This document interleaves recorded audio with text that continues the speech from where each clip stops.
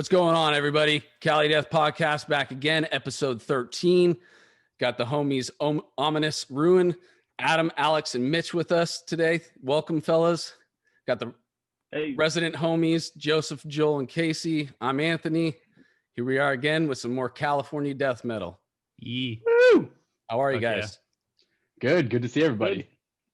Yeah, definitely, dude. Nice to have you guys for sure. So you guys are here because you're a current California death metal band in the scene, signed to Willowtip. You guys are our label mates, so that's super cool.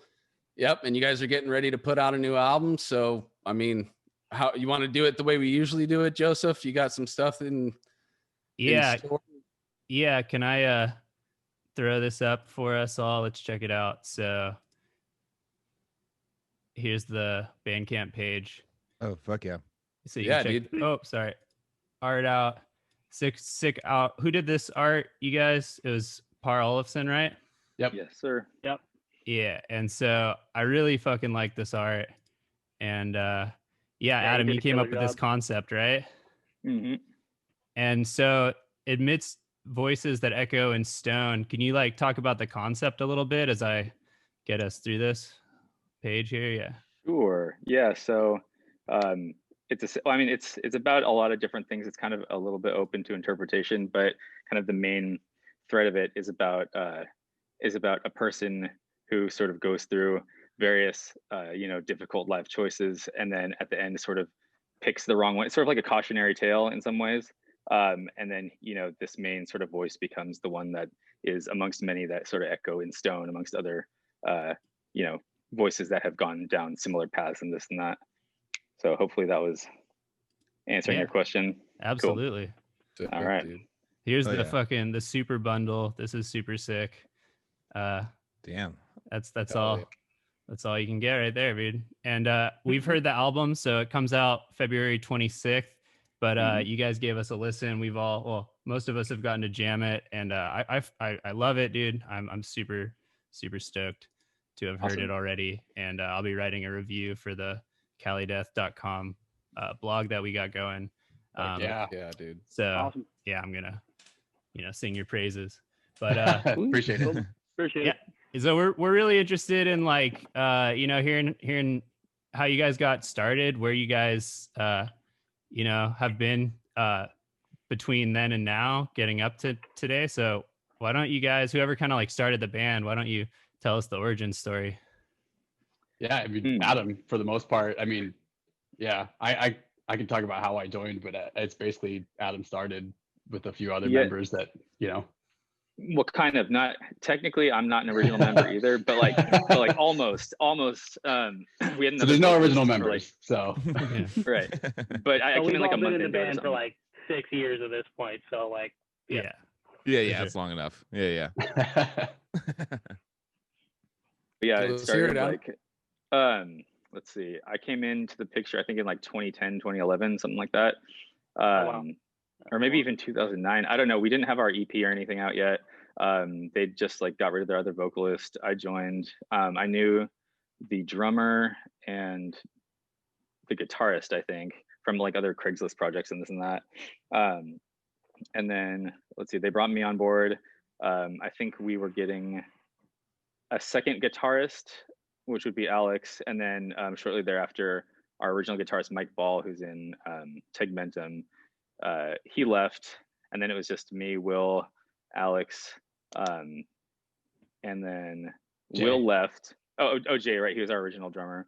Mm-hmm. And then let's see what happened after that. I don't know. He left, and then Will left, and then what was that other guy's name? Wesley came in on bass. Randy came in on drums. Wesley. And then Wes left. Mitch came in. Randy left. We got Mike. And then what happened after that, Alex? Real quick, before you get onto that, Alex, I wanted to ask you, Adam. So you're saying you're the closest to an original member in the current lineup. So right. Yeah. You're watching all the original members kind of leave one after the other. When at the point where you realize you're the only guy from that lineup now in the project. How does that make you feel? Like, where are you at? You're like, are you the driving point of the band at that? You're trying to keep it together. You're trying to move it forward? Pretty much at that point. Yeah. It was like, I remember at one point feeling like, oh crap, this is never going to take off, or, it's just going to fizzle out, because like momentum would kind of start to build, and then like, someone would leave, or like, I don't know, morale would just get shot for some reason. But then ever since it's been me, Alex, and Mitch, it's been pretty solid. And like, even though we've had various things happen in life and whatever, like we've still kind of had the collective drive to keep it going to some degree. That's cool, dude. So yeah, I mean, you see it go the other way so many other times, I'm sure, for other projects. So to be able to grab a couple guys who are on the same wavelength as you, realize that this is a project that should move forward, and then to take all your stuff, pot that, and then you end up getting your connection as that group, and it becomes almost a new thing under the same moniker, Definitely. That's pretty cool. Yeah. It's kind of weird saying that Adam was not an original member, because I feel like before, I mean, we had an original bass player, drummer, and other guitar player, but it doesn't really, I think Jameson was the original vocalist, right? Yeah. Jameson Kester, and love that guy. I don't know him as a part of Amidst Ruin. You know what I mean? It's more so just Adam's project and like his concept from conception. So it's kind of not really. I guess it's weird to say that there's like a former lineup, and well, I mean, there was a torch that stayed lit. Sure, you guys took the torch and kept it lit. It never went out. Yeah, and then I guess our original bass player, Will. I mean, he moved to Columbia. I'm sure he's going to watch this podcast too. And he's still an amazing friend of ours. Mike Ball. Yeah. What's up, Will? Mike Ball, the other guitar player, is actually coming to my house tomorrow. I mean, it's kind of like a close knit thing between all of us. We're all still really good friends. So, Nice. Oh yeah.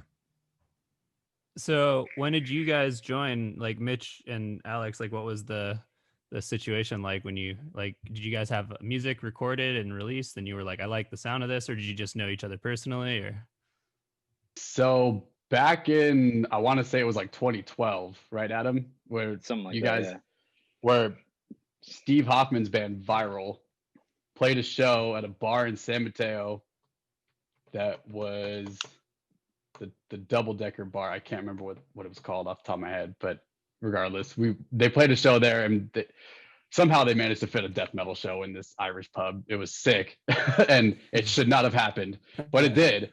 And that night, my homie Zach and Steve, who I went to high school with, like introduced me to Adam, or I think they gave me like either the demo or something. And they're like, I think what happened was I ran into Zach at a bar I used to go to all the time. And like he was talking shit about my faceless hoodie or something, and then he's like, "No, but seriously, I know this guitarist. If you're looking for one," and I was like, "Actually, I am." So then he gave me your contact info or something. Right. Okay. And then I think at the show that they played is when he told me that he did that. That sounds familiar. Yeah. And so that's I mean, eventually I just tried out for the band. I brought this fucking BC Rich Warlock to hit wall in South City, and I've had like a crate combo or some shit. I like wasn't really like a serious, I was good, but I wasn't like a serious musician. And then eventually it just kind of turned into, all right, this is it. I'm gonna spend fucking thousands of dollars on equipment. How long did you guys jam at Hit Wall? We were there for a while. We were in this giant room in the corner that we shared a space with like 2 or 3 other bands with. But they never really were there, if I remember right. Or if they probably were there at like 3 a.m. on coke benders, I think is what ended up going on most of the time. Could have been. I work for my dad in South City, and our business is right across the street from that Jack in the Box, so I could walk to Hit Wall in like 5 minutes. I know exactly what you're talking about. Yep. So I used to live there. And RHL used to be right down the street, just a little bit further on Linden, and so either way, I had been working there the whole time I'd been doing music. So it was such a convenience for me to just go there straight after work and just kick it until we actually finally rehearsed, For sure. So it was the sickest spot. Yeah. I mean, Hit Wall was great. RHL was better for me just because we had a lot more freedom. Sure. We only had one guy watching the place, and he kind of just let us do whatever the fuck we wanted. So nice. He kind of felt like he owned the place, you know. 24-hour access, you know, and damn. Tons of space that wasn't being used, and we could just get in there and fucking hacky sack and drink 40s and smoke weed. Like, nobody would fuck with us, dude. It was crazy. Yeah. But yeah, go ahead. Sorry. Hit Wall. So you guys are there for a while, and that's when you came in with that BC Rich. From there, what happens? Oh, that guitar is still around here somewhere. I mean, we had Will, and so obviously, like you said, Mike left like somewhere around the time that I joined, and we remained friends. We remained good friends, no bad blood. Will was our bass player, and Jay Peacock was our drummer. I want to say we kicked Jay out of the band for one reason or another, and just wasn't working. I think he just didn't have the right attitude. And then Will, shortly thereafter, moved to Colombia, like the country of Colombia. Yeah, and he's been there for like 8 years now, and he started his own brewery. So, you know, crazy really shit. Too. He's ambitious, successful. I think he needed that kick to get out, and more power to him. And from there, I mean, I think that was probably over the span of a couple of years. And then I was going to Expression. I remember I was going to Expression, and I was in one of the classes, and we found Mitch as a bass player because he had just left Inanimate Existence, and he could play 6-string bass. And that's kind of what we were looking for, and like finger picked. And so one day he just shows up to one of my classes. It was just, from there, it was just like, you know, bread and butter. Everything just clicked. So. Yeah. And so basically, Mitch, let's hear a little bit of your history up until that point. What were you doing right before that? So right before that, I was in Inanimate Existence. I hadn't really been in any other like big band before that. I think originally the reason I joined IE was just I knew Joel Gerns really well, and they were looking for a bass player. They were going to record their first album in a couple months. So he asked me, he's like, yo, dude, you know, you want to join? By the way, you know, learn this album in a couple months. We're going to record. So I was like, you know, but we made it work. I was in the band for a while, and just didn't work out for one reason or another. And then I think like literally like a week later, a couple days later, I get a Facebook message from, I think initially it was Adam. Cameron, I think maybe. It was either you or Cameron, and you'd asked if you guys were gonna go record like a demo for like a couple songs, and you know, you needed a bassist, and you're like, hey, would you like to help? And I was like, yeah, sure, you know, absolutely. And we just kind of hit it off from there, and I've kind of just been here ever since. Can't get rid of me. So did you replace was it Max in Inanimate before? No, other way around. He actually, he replaced me. Replaced you. Okay. Got it. So awesome. I saw you play with Inanimate live. I actually think you might have sold me the physical CD that really? Liberation Through Hearing or whatever. Yeah. Mm-hmm. The bass is fucking sick on that one. Awesome. Thank you. And then dude, I remember being super impressed. And then I actually got the call, do you want to audition for Inanimate? And I was like, sure. And then I get the call back. Oh yeah, we don't need you anymore. And I'm like, oh, who'd you get? And they're like, Max Sigmund. I'm like, good choice. Solid choice. So, but yeah, dude. Then can I, since I'm on it, I want to, wait till Adam gets back. Yeah. Go on with the story. He can still hear you, by the way. For sure. Cool. No, I need you here for this one. Sorry. Okay. All right. Yeah. He needs your eyes. Well, show me your chest. I get my Chardonnay here. Okay. Let me take you guys over to this. So for your history before the band, can I ask you guys about this? Oh my God. Sorry. One sec. About this picture photo here. That's damn. I like that one a lot. Oh, for the listeners, that t-shirt. For the listeners only, Adam, can you describe the shirt you're wearing in this band picture? Absolutely, yeah. It says Booty smell good dough. And it has a picture of a posterior of a woman between the words smell and good dough. Mid. You still have that shirt, dude? No, dude, Also, I got stolen or lost or something. Mid exhale of a cigarette too, just for Oh, the right, ultimate. It's a gangster move. Who's the guy who steal that shirt? You know, like the guy who's like, I sees that shirt and he's like, that's mine now. Yeah, I mean, couldn't pass it up. Opportunist. So you were in Leprous Divinity for a little while, I guess, is the backstory to that. Yeah, Right. And Mitch was actually in that band too for a second. for sure. I definitely backed the courage in wearing that shirt. I mean, it is a dope shirt, but I'm saying for in a metal band photo, you're like, all right, yeah, he wants to stand out. Yep. A little bit. In many ways. Be different. Yeah, that's what I do extensive research before the episode, so I get the treasures.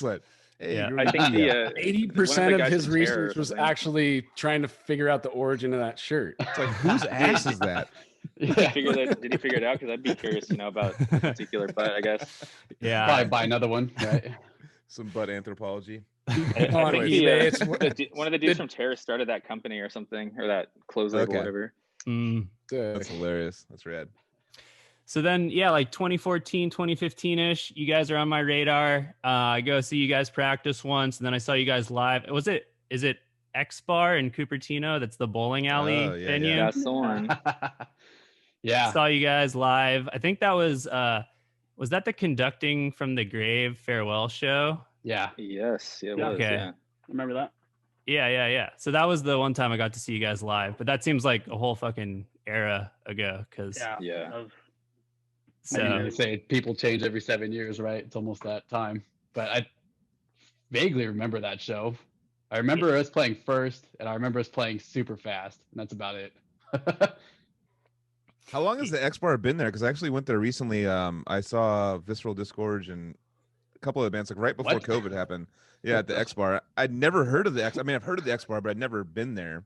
And I randomly went there, and it was like some kind of like death metal as a Joel Haston pinup special, whatever. For something like that. Well, and actually, it was funny. it was really good. Like I thought the turnout was really good, and I was like, holy shit, man, you're killing it. Then COVID's installed. Nope. Yeah. But no, I was surprised though. Funny story about that place. I actually went to high school like less than a mile away, and I live less than a mile away. Yeah, I used to live wow. like kind of close to there. And it was never really like a venue until probably I'd say like 4 or 5 years ago. Okay. And I was always kicking it there, like pre like metal days and stuff. Just getting Doing high in the actual back and bowling. stuff, and then and like later on, like, Actual hey, bowling. by the way, there's this new venue. It's at this bowling alley. You ever heard of it? And I was like, okay, Oh yeah. So, That's mostly thanks They did a to good job. Casey. Do you guys know Casey Gerlach? Have you heard from Lost to the Void? okay, yeah. Joseph, yeah, you might know him. Joseph does, He's like one of the pinup heads, but I think that's like his main project priority is to like just fucking slam that shit with shows, and he does a fucking kick-ass job for the most part. It's just like because this where else do you play shows or like go see shows up here anymore? Yeah. So, Mhm. like Yeah. we're at the fucking bowling alley bar. All Well, right. It had a cool like it had like a home Yeah. vibe to it. I remember what's it called?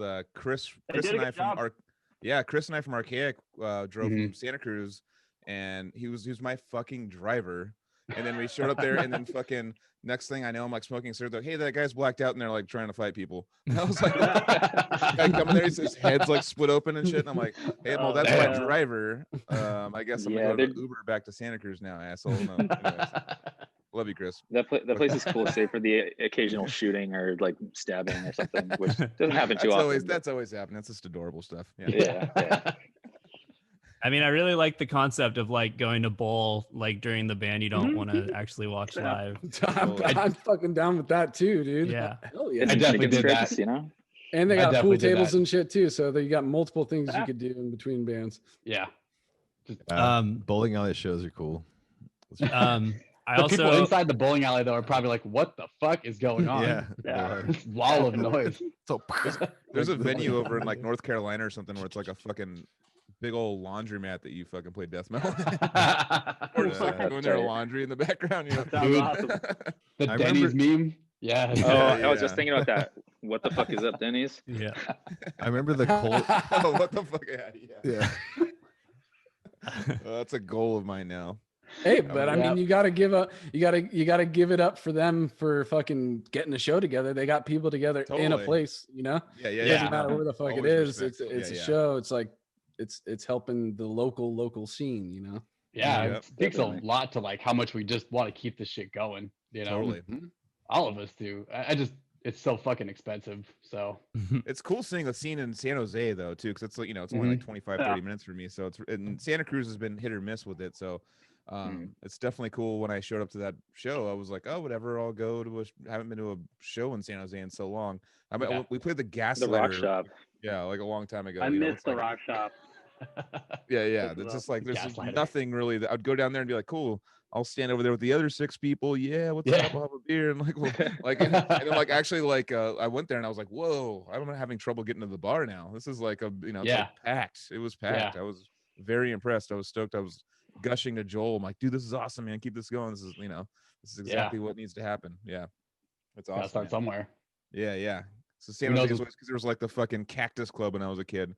It was like, you know, I go see Pine Shank and Head Pee at the Cactus Club. Totally. Adam, I remember. Do you remember meeting me at the Ulcerate show in Sacramento?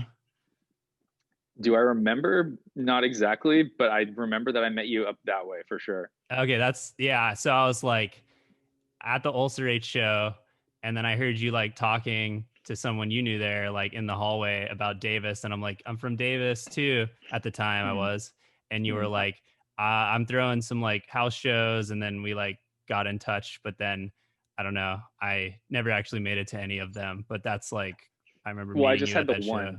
Okay. Yeah. That's the thing. Yeah. I was like waiting for fucking the whole time I was there. Like, when's the next Tech Death show? I'm in Davis. Let's do it. And then hell yeah.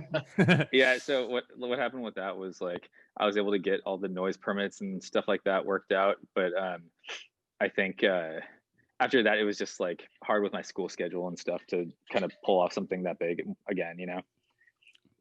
But yeah, we had a good turnout. It was fun. Davis is like the least metal city I've lived in for sure. For sure. Yeah, but I mean Sacramento. Why were you in Davis going to school? Yeah, Joseph. Both of us were. Yeah, we were. I mean, that's the reason most people are in Davis. Yeah, I was there for grad school at the time. Yeah. But yeah, dude. Then you guys kind of like fucking. I don't know what happened between 2015 and like 2021 when you guys started planning the full length. How did that like project get started? That's a good question. Jinx. And I know you guys have like releases before, so maybe you can like walk us through what's come out since. And I mean, there's a lot of like false starts. I think there's a lot of just trying to like figure out how we should go about there's a lot of questions in that time of like, do we want to keep doing this? Like, what's it going to cost? And like, what is going to be the outcome? Right. And I think that was kind of like, honestly, just an overarching concept for the entire scene, because everything just kind of fucking fell apart within the last 5 years or so. And it costs a lot of money to make a death metal band. It doesn't really it doesn't pay. And that's, not the point anyways, but it's just not an easy thing to do. So I want to say we were writing music from like 2015 all the way up until the album was probably finished structurally, like early 2019? Something like that. Well, I know also in that time we started like trying to film like a playthrough video or two, and we had these like various teasers and videos and stuff, sort of like fully filmed or like half filmed, and then we went a different direction with it, or we lost the drummer, this and that kind of like what happened. False starts, just a lot of just kind of trying to figure out like exactly what was going on, and yeah, I think we finished writing everything in beginning of 2019. And so it's funny that it's coming out in 2021, because I'm like, this is still my 2019 album, our 2019 album. I don't know what the fuck. Yeah, it's been done and recorded for what, like a year now? Yeah. I mean, the whole process of that is kind of a story in its own. But I think everything kind of shifted when 2020 happened too, and obviously kind of blew all those plans by the wayside, and now here we are. It's 2021, and just kind of hoping to get vaccinated or something, you know. Yeah. So, yeah, I mean, everybody in bands know we have plenty of false starts as well, dude, with this last album too. So, and I'm definitely part of at least one of them. So it's how things happen sometimes, but it's always about getting the product finished and finally getting it out, you know, whatever fucking hoops need to be jumped through, you jump through those and you get to the end. And then when it's done, you fucking start from the beginning again, you know? Yeah. Well, I mean, it's funny. I mean, I think we're like 5 songs into our next album. So hint, hint, nudge, nudge. It's just like, just trying to keep the ball rolling. Going We've faster done it now. Yeah. That's one thing I will say. It's nice to like have, I guess, some sort of downtime to actually connect with. I mean, I structured most of the 2019 or this album, and now I actually have time to sit down with these two. And even though, like, you know, I live in San Jose, Mitch lives in Santa Cruz, and Adam lives in Davis, we could meet over Zoom or just kind of like actually work together. That's like the biggest thing that's going to come out for our next album. I think in this album you hear a lot of mostly me, and then you hear some Mitch and obviously Adam's vocals, but like if that makes sense. but yeah, the next album should be a lot more like diverse and whatnot. We actually get to collaborate more. Gotcha. Totally. And rant. Who recorded the last one? You might have already gone over this because I just peed, but no, you're good. I recorded all the guitars. I recorded Mitch's bass. He recorded it here through my rig. I recorded Adam's vocals through my rig. We had Andrew Baird. So this is where the kind of like false start happened. So back, I want to say in like 2017 or 2018, when this was kind of like coming to fruition, we were like, so, I mean, how do we want to make this a legit thing? We didn't have a drummer at the time. So do we want to pay someone? Do we want to try to find someone? It was like fucking impossible to find a drummer. Right. So I mean, it's pretty much the case for most projects. I'm sure, Casey, you get hit up all the time to do drum projects. It's just the way of metal. Right. So eventually we decided we don't want to do program drums like our EP. We want to have like legit drums. And I want to say Mordant Rapture came out with their album, and they had the drummer from Emir. And we were kind of like, how the fuck did he get him? And how did that guy play that tech death? So we hit him up because Ben Wilkinson is one of our friends. So we hit him up. We're like, hey, how did you go about doing this? He turned us on to Cody Fuentes. Props and huge shout out to fucking Cody Fuentes, the shit over at Rapture Recording in Hayward. Mm-hmm. He hooked us up, and he's like, yeah, you could record. I think his name was Josh from Emir. I also know Andrew Baird from Fallujah, and we're like, oh shit, like, you know, Fallujah being a long time influence of ours, and obviously, and I think I handed him a demo too at a show like around the same time. Because that's how we got around. It's how everyone gets around. Mm-hmm. But yeah, eventually we just started talking to Andrew, and we're just like, dude, would you be down to do this? And I think Adam was actually, when you handed him that CD, right, you said like, hey, we're looking for a drummer to record or something. Yeah. I think I told him like any capacity you have, like if you want to be our drummer, I understand if that's probably not going to happen, but like just record drums for us, anything you want, like that'd be sick. So he seemed to like our EP. Yeah, and then I guess we challenged him enough, and he super liked it, and here we are, and we finally got like a legit product out of it. And that's kind of like, that was the turning point to where we realized that, you know, we're going to be spending all this money on recording whatever the fuck and putting out this sick album, so we got to actually take it seriously. And it kind of becomes like a business. I'm sure, as you guys know, at that point everything kind of changes, and then you kind of have to treat it a lot differently, even though it's still just for fun. Did you record first and then have Willowtip sign you, or did you, or vice versa? Yeah. Okay. So we sent him first, Alex did everything to his credit, like pretty much. You know, you mixed it, you know, and recorded, mixed, and mastered. All the recording, like except for the drums, all the equipment. Yeah. Andrew recorded the drums at Rapture, so just to kind of tie that loop. Okay. And then they nailed it. Wow, Andrew, the did guitars that. sound great, man. I just listened to Awesome. that track. Yeah, no, Thank it you. sounds great. Yeah. What sorry to nerd out for a second. What amp did you use to record that? I fucking love talking about this shit because I mean, I have Axe Effects. Yeah. Yeah, me too. I me too. have Axis X2. It's the Axis X2 XL. Okay.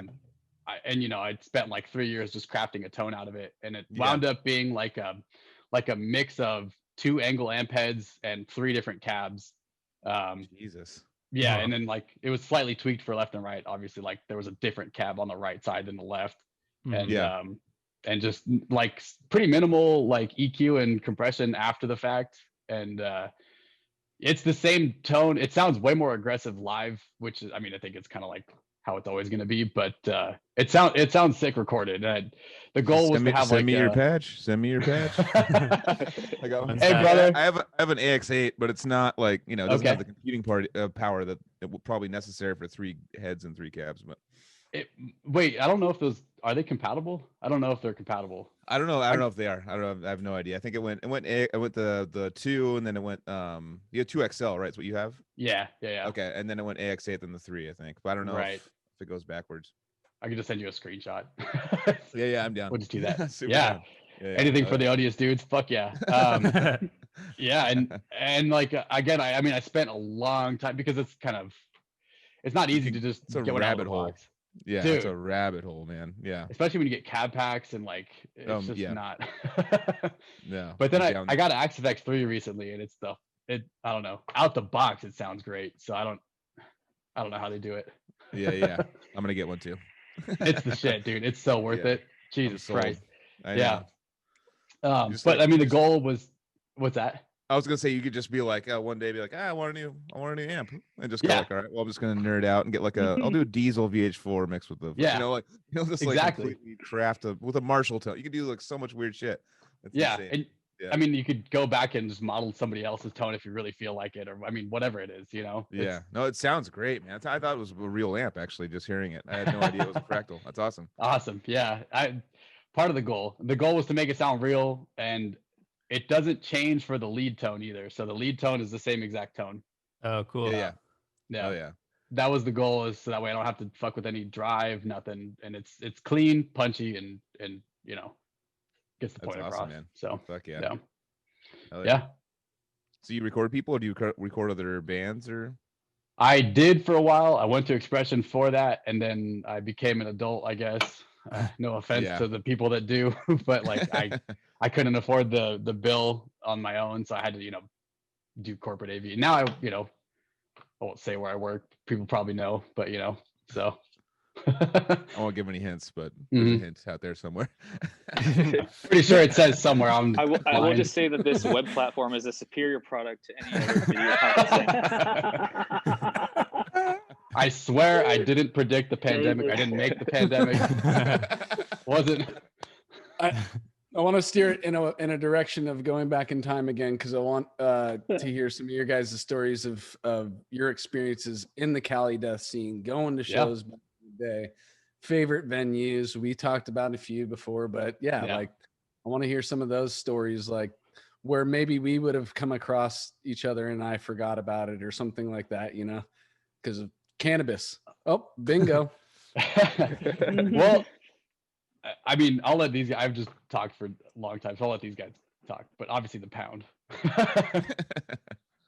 Yep, I knew Yeah. we were. Yeah, I wanted to get onto the pound because we always got to talk about that spot at least. Iconic, West Coast iconic.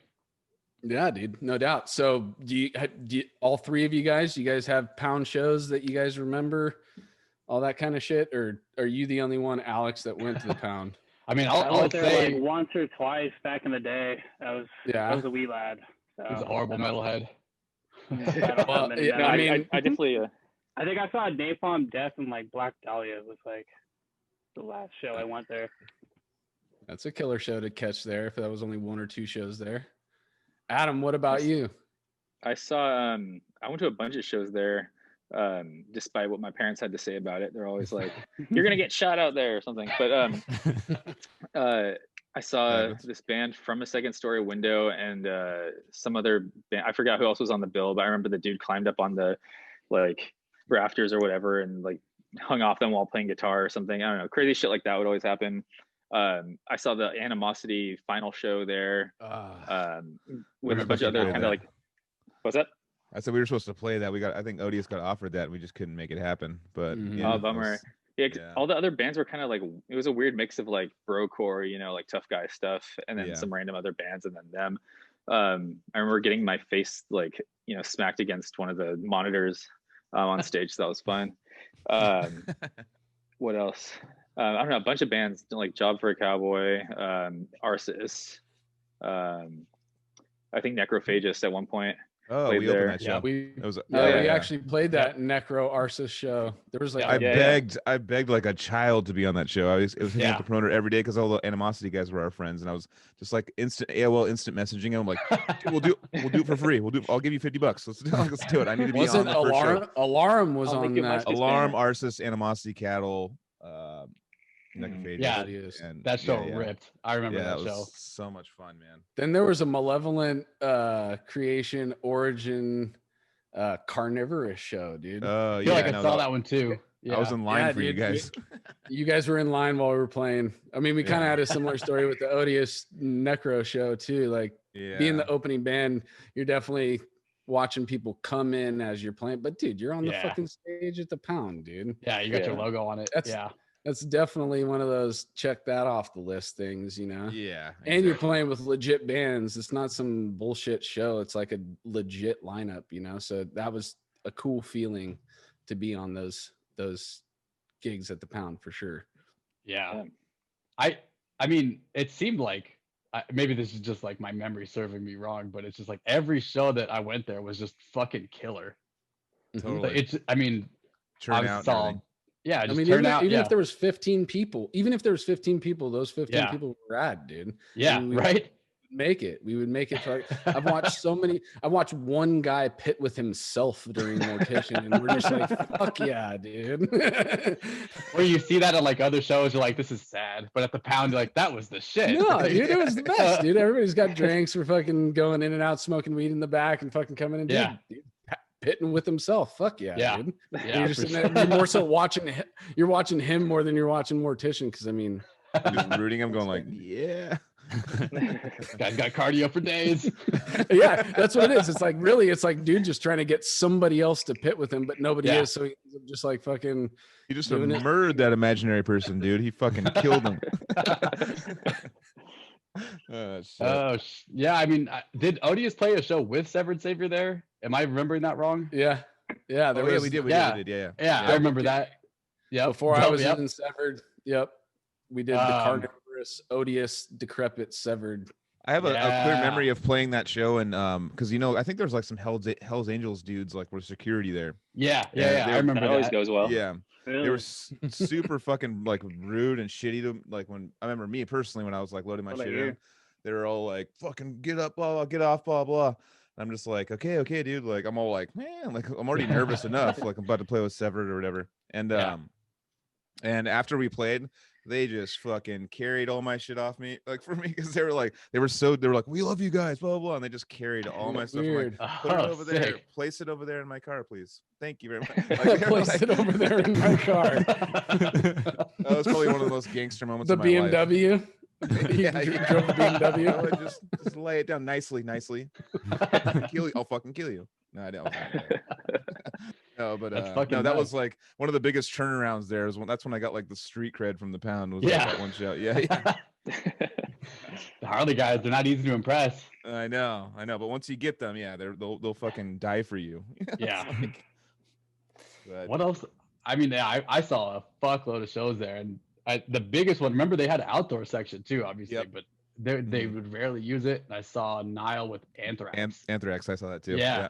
Wasn't that like it was the weirdest mix? But it was. I didn't make it in. I didn't make it in that night. I was there outside. I never made it in. Fuck. I was just sitting outside with a beer in my hand with like a fucking big question mark above my head. Like, what the fuck's going on? This is a weird. It's like those same Harley, like the Harley wives that are just like dancing. I remember they were just kind of doing this for a while. And Nile came on and they were doing the same thing. You're like, what's going on here? Oh no. My buddy hated Anthrax and he whispered in my ear, he's all, dude, I don't know what's worse about like seeing Anthrax or getting it in the mail and walked away. That Kenny, shout out. Oh fuck. Oh man. I kind of agree with him. I met George Elias that night actually. You met Okay. Elias Oh, that night. Yeah, he was like walking by, and I was like, "Oh, hey, what's up, man?" And it was like, then like then I like told him, "Oh yeah, I'm playing," and he was just like, "Oh, does it?" And he like talked for me for like a few minutes, but he was like busy. Yeah. But that was a cool show, man. It was sick. Yeah, I remember that. And the Anthrax. Yeah, it was kind of it was an awesome throwback. I mean, because that's kind of like how a lot of people. Yeah. I mean, I got into thrash first, but what Totally. Yeah. Cryptopsy played with I can't remember who they played with. I saw them there. Was it the one where Lord Worm they did None So Vile front to back? Yep. Yeah, And I saw that. I was there. I was in the front row, and he sure. stuck his sweaty ass hair like right in the, like I had my hand up, and he stuck his sweaty ass hair just like right into my hand and like spit in my hand. I was like, that's fucking dope. Yeah. Let me go wash my He hands. was eating worms and throwing Yeah. worms. Into Did you eat his worms? Yeah. Dude, it was insane. I still have this like set list paper from that night. There was like the drum solo. And then we were out in the Yeah, back. yeah. And then there's this like divider from behind the building for the bands, and then the crowd, and wanted to get to the other side, but he's like, "Can you help an old man?" And we like literally had to, like help him get over the divider. And then he just gets up there and fucking does these crazy vocals, does the sickest Cryptopsy album from front to back, and throws worms at you, dude. And you're just like, fuck yeah, dude. This guy. And that's why the Pound is like forever cemented as like the fucking the thing that we'll never let go, right? Yeah.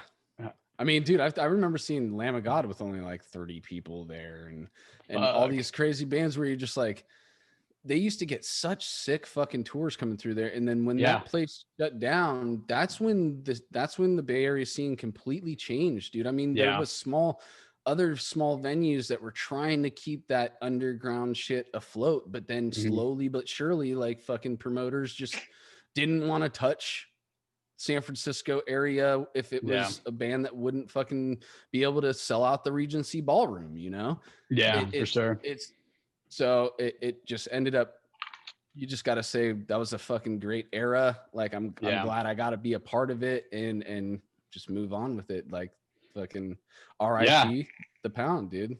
Yeah, I guess the best thing you could do is just bring light to what it was, right? Mm-hmm.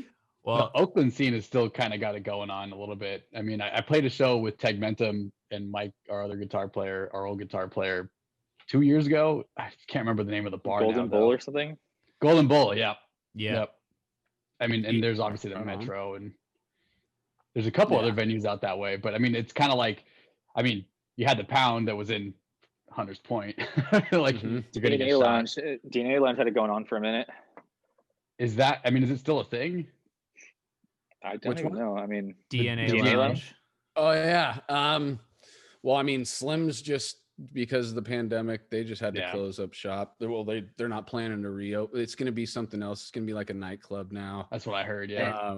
So I mean, if Slim's went that way, I think that DNA Lounge might be just following it right into the sunset. That's a huge shame. The owner of DNA Lounge was pretty like public about the issues, and like released a letter and was just like, this is where I'm at financially, and like it was kind of like, if we all want to have this is kind of where I'm at. So but that was a long time ago. That was pre-pandemic that they were already that was like 3 years ago, wasn't it? That was a long time ago. Yeah. But I remember, I used to cruise up to DNA and Slim's more. I mean, I only went to the Pound once, but I went to DNA and Slim's a lot. So those are the shows I remember in San Fran. Yeah. Slim's had a good run too. I mean, so did DNA. Oh yeah. Mm-hmm. Saw some great. I got the occasional like pretty badass show at the Regency too. Mm-hmm. Like, there was great shows, but it's just like for bands like Odious and shit, it's like those smaller venues that are more willing to accept bands like that in those types of packages. Those are few and far between now, Yeah. So I mean, but Regency is dope. Fucking Slim's is dope. All those venues have given me fucking great times, dude. Yeah. Suffolk blew my mind at all those venues that we just mentioned. I was like, I just remember I saw them at the Pound too. Yeah. One of the most badass shows I've been to was at the Parkside in San Francisco with Devourment. Like the one time that Devourment ever played, that was fucking sick. Is I that saw still Devourment at Maryland Death Fest 2003 with fucking Nice. Ruben Rosa still on fucking vocals, dude. Just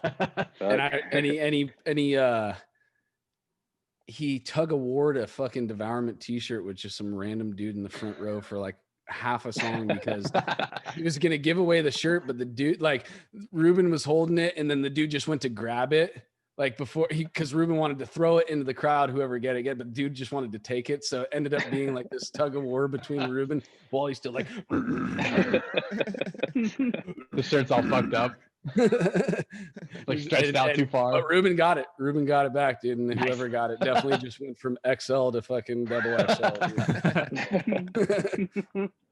That's great. I mean, that's kind of like so like the X bar now is kind of like filling the void, like Joel said. It's just kind of got to take its reign, which start from somewhere. I mean, hopefully, like, you know, maybe there's like a younger generation that comes through and starts kicking ass and keeps it alive. I saw it there too. I saw the younger generation there and stuff. Fuck I'm, yeah, like, super stoked on it. And I was like, yeah, that's when I went up to, because Joel Haston was there, and I was like, dude, you're killing it right now. This is the spot. This is like what needs to happen in this area, because San Jose has always been kind of pretty much a miss for metal shows. You know, I mean, for death metal shows, for what I've seen. I'm not like saying that. I might be wrong on that, but yeah, it's cool to see a scene popping back up around there. It's really cool. Fuck yeah. Oh yeah. I mean, there's always going to be a younger generation, dude. I mean, yeah, you know, it's just, you want to hope that, and I don't want to sound pretentious when I say that, you just want to hope that the younger generation takes it in a direction that, you know, is true to death metal and tech death and all that bullshit still, you know. Right. I mean, then if it becomes something else, you just call it something else, you know. Sure. It really does become something different. It's subgenres all over the fucking place. Hence our million labels. Yeah. Is the Octopus Lounge still a place? No, it's called the Longboard. Longboards. Yeah. Longboards now. And it's I was just did there. some shows there. Longboards? Oh, really? Yeah, I mean, I was outside of it. They were closed. Yeah, I was there like a month ago. Yeah. Yeah, when it was the Octopus again, I think it was owned by HAs, and when that was going on, they were more accepting of metal. Yeah. And so I started working with this girl Paige that was working there, and she was, you know, she knew about metal and shit too. So Danny and I would start, you know, trying to gather up these shows and stuff, but they'd all be free, and they'd just pay the band based on alcohol sales, you know. Nice. And we got Unmerciful to come through there, Severed. Fucking Severed. Yeah, and Odious is on all those bills too. So nice. There was Unmerciful, there was a Severed. Oh, the Severed one, I don't know if Odious was actually on it though. Was it? I think we only did one. I think with the Inherit. No, we did two, dude. We did one where we headlined it with Inherit and Flesh Consumed. And then we also played with Unmerciful, where they played over us. They were just coming through, and we set up like an off show. Jesus, I have no idea. There was that Pacifica bar too, right? Where Severed played. Winters. Oh, Winters. Winters. Yeah. Winters Tavern. Yeah. So this was called Octopus Lounge, right? It's well, no, this is actually a separate place. Like Joseph actually has the shirt. He went to the show. The Severed tour started at another bar that literally was like 2-3 blocks up on the other side of the freeway. No, totally. You know, and yeah, I mean, any place that would let us play, dude, you know. It's funny, all these like cephalopod bars, like I like like when I was like jamming with Dan, like before we even met you guys in like, you know, 2003, you know, or, you know, doing the old stuff, there was a place in Carlsbad, like, and Dan's like, dude, I can get us a show there. It was just me and him. Like David was up in Santa Cruz, you know. And it's called Squid Joe's. Play it Squid Joe's, dude. Let's do it. You know, and I was like all excited. I was like, and I like went to a show there, and I was all like nervous, like, whoa, this is Squid Joe's, dude. This is a cool spot. Like, you know, I was all young, you know, like 20 or something, you know. I was like, oh, like this is gonna be sick, dude. Squidja is gonna be the coolest show. Well, and then later we did the octopus. Let's open a place called Cuttlefish Carries. I like just cephalopod bar would be sick, but yeah. I saw my brother. That was the other. We already mentioned octopus and squid. I was like, what's another fucking cephalopod? Well, the Kraken, the Kraken down in Cardiff. The Kraken. I saw my brother's band there. There's fucking 150 bars named the Kraken. That's dude. right. Yeah. There's Mollusk Bar in San Francisco, or Mollusk Lounge or something like that. Yeah, mollusk. Yeah. Or maybe it's a print shop. I don't know. It's the bars by the sea. Yar. So maybe I can like try to combine and steer it. So like you see all these shows, you're like, what made you like, like I want to play like this style, and then at the same time we kind of been talking about like the scene kind of dies. So like, Odious, it was like Odious and Decrepit and Savior, and there's like that sound, that scene. But like now that Ominous is like doing your album, it's like, I don't know, do you guys consider yourself like part of a scene that's like around you, that's supportive with like the homies, or is it like you're kind of like bringing that torch kind of on your own? Like, how do you guys relate to what you've been like, what your influences are and the scene that you've come from and all that? So, well, I mean, it was nice to have Willowtip mention, us as 4 fans of Severed Savior and Decrepit Birth. That was a fucking dope shout out. But like, because I guess maybe I still see us as like, there's a bunch of local bands still around here. I kind of still see us as like a part of just that, scene. That's kind of the question. That was like the answer I'm kind of interested in hearing more about. Yeah. We still have like there's a ton of local bands around that, we're still good friends with. And this is like kind of like a scene that is cultivated. We all go to the same shows and all know who we are and still have that same like kind of rapport with each other. It's still kind of a very metalhead thing, even though we haven't seen each other probably in a year. But I mean, that's all things aside. I mean, if there hadn't been a pandemic, it probably would have just been business as usual. But who are some of the other bands that are like still shredding it up there? I mean, for sure, like we mentioned earlier, Lost to the Void, our homie Casey has still got his thing going on with the Ivan's drumming, Ivan Aguayo, James Sidibe's on keyboard, and sorry if I forget somebody in that band. Drew's the guitar player. Sorry, Drew. Arcane Existence, they're homie. So our drummer is Harley Blandford, who just joined us, and he's fucking killing it. He also drums for another band called Arcane Existence. He also drummed for Enigma, and they're still, I don't know if they're putting out another album or not, but I think they're still active. I'm not sure. You'd have to ask him. Who else is around? Logistic Slaughter. Logistic Slaughter still doing things. Splattered is still around. Viral, our homies Steve and Randy Lopez. Symbiotic. So we share a studio space with Symbiotic, and I think they're still looking for guitar players. So if anybody hears this and wants to join a tech band, I think they're also looking for a bass player. They're the shit. Nathan Lee did our EP artwork and did a couple other artworks for us recently. And Ron Earhart's a biomech tattoo artist, does insane shit. Nice. So Viral so Viral's a good homie band story. Well, I think Anthony, Randy, right? Yep. No Randy, no Steve. Yeah. So we were talking about it before the podcast. It's a pretty funny story. So Severed's getting ready for the Insurrection Tour 2012, 13, something like that. I think it was 13. And we're practicing, we mentioned it earlier, Hitwall Studios down the street from my work. And Gilbert and I show up. We're getting ready to set up. I think so. Side note, Troy was living in Vegas at the time. So Gilbert and I would go and we would practice with Troy's drum tracks from the album. We would just play it through the PA. Mike would play guitars and I would do the vocals over it. And then Troy would get up. He would literally smash up from Vegas for a weekend and fucking jam out with us for a weekend and then go back and do his thing in Vegas. And it was just a day that Gilbert and I were showing up, and we're setting up, and I hear another band and it sounds like metal. I was like, oh shit, okay. And then I'm starting to recognize, you know, the faint melody that's going on, and then all of a sudden I'm like, they're fucking playing a Severed Savior song, dude. It was Buried Again from Brutality is Law. And I'm like, Mike's like, what the fuck, dude? And obviously neither one of us were on that album, so it's like, well, that's kind of weird. But at the same time, like, we're like, dude, they're playing Severed Savior. So we fucking go down the hallway, barge into the door. The door was unlocked, and it's Randy and Steve just warming me up for a viral practice, and they were like learning how to play that song. So Randy sees us walk in, and we're just like standing there like, you gonna play it, right?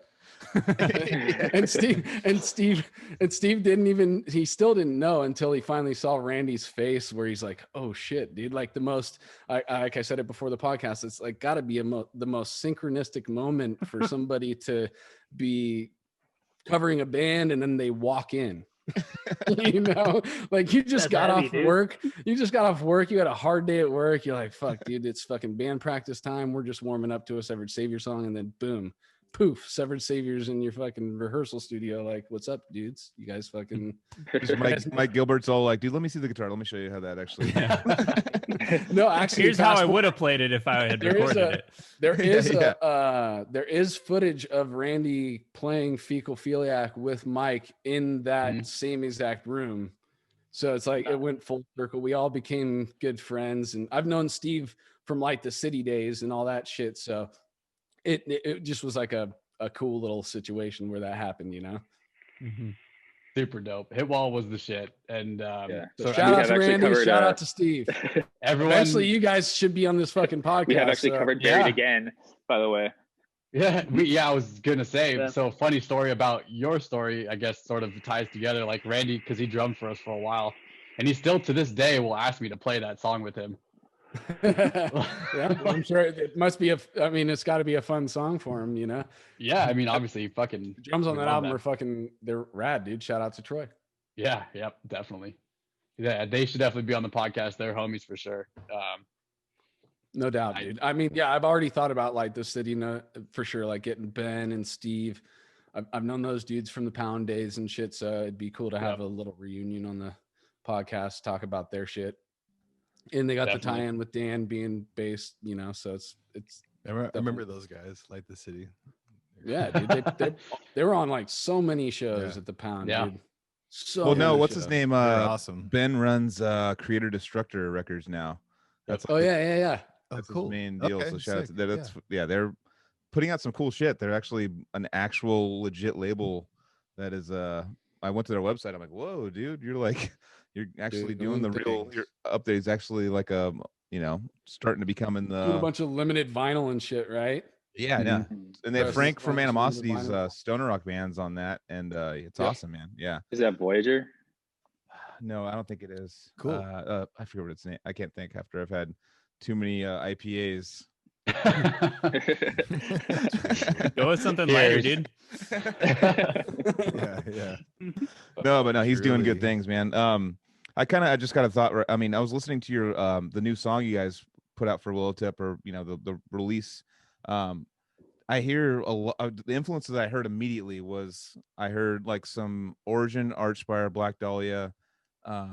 There's some kind of dissonant stuff you have going on in there too. That Ulcerate stuff. Yeah. That's big influence of mine. Cool. Yeah. Totally. Yeah, I was hearing that Awesome. too. What were the kind of like guitar influences and stuff, or just musical writing influences that were going into that? Fucking Severed Savior, Odious Mortem, Decrepit Birth. All the shit that I used to listen to. I'm looking for a shout out. No, I'm just kidding. That's awesome, man. No, that's I hear. No, but seriously. I'm serious. I'm serious. Because that's what I mean. That's literally Spawn of Possession too. Yeah. I mean, I replaced it. Who's that? Oh, I replaced it.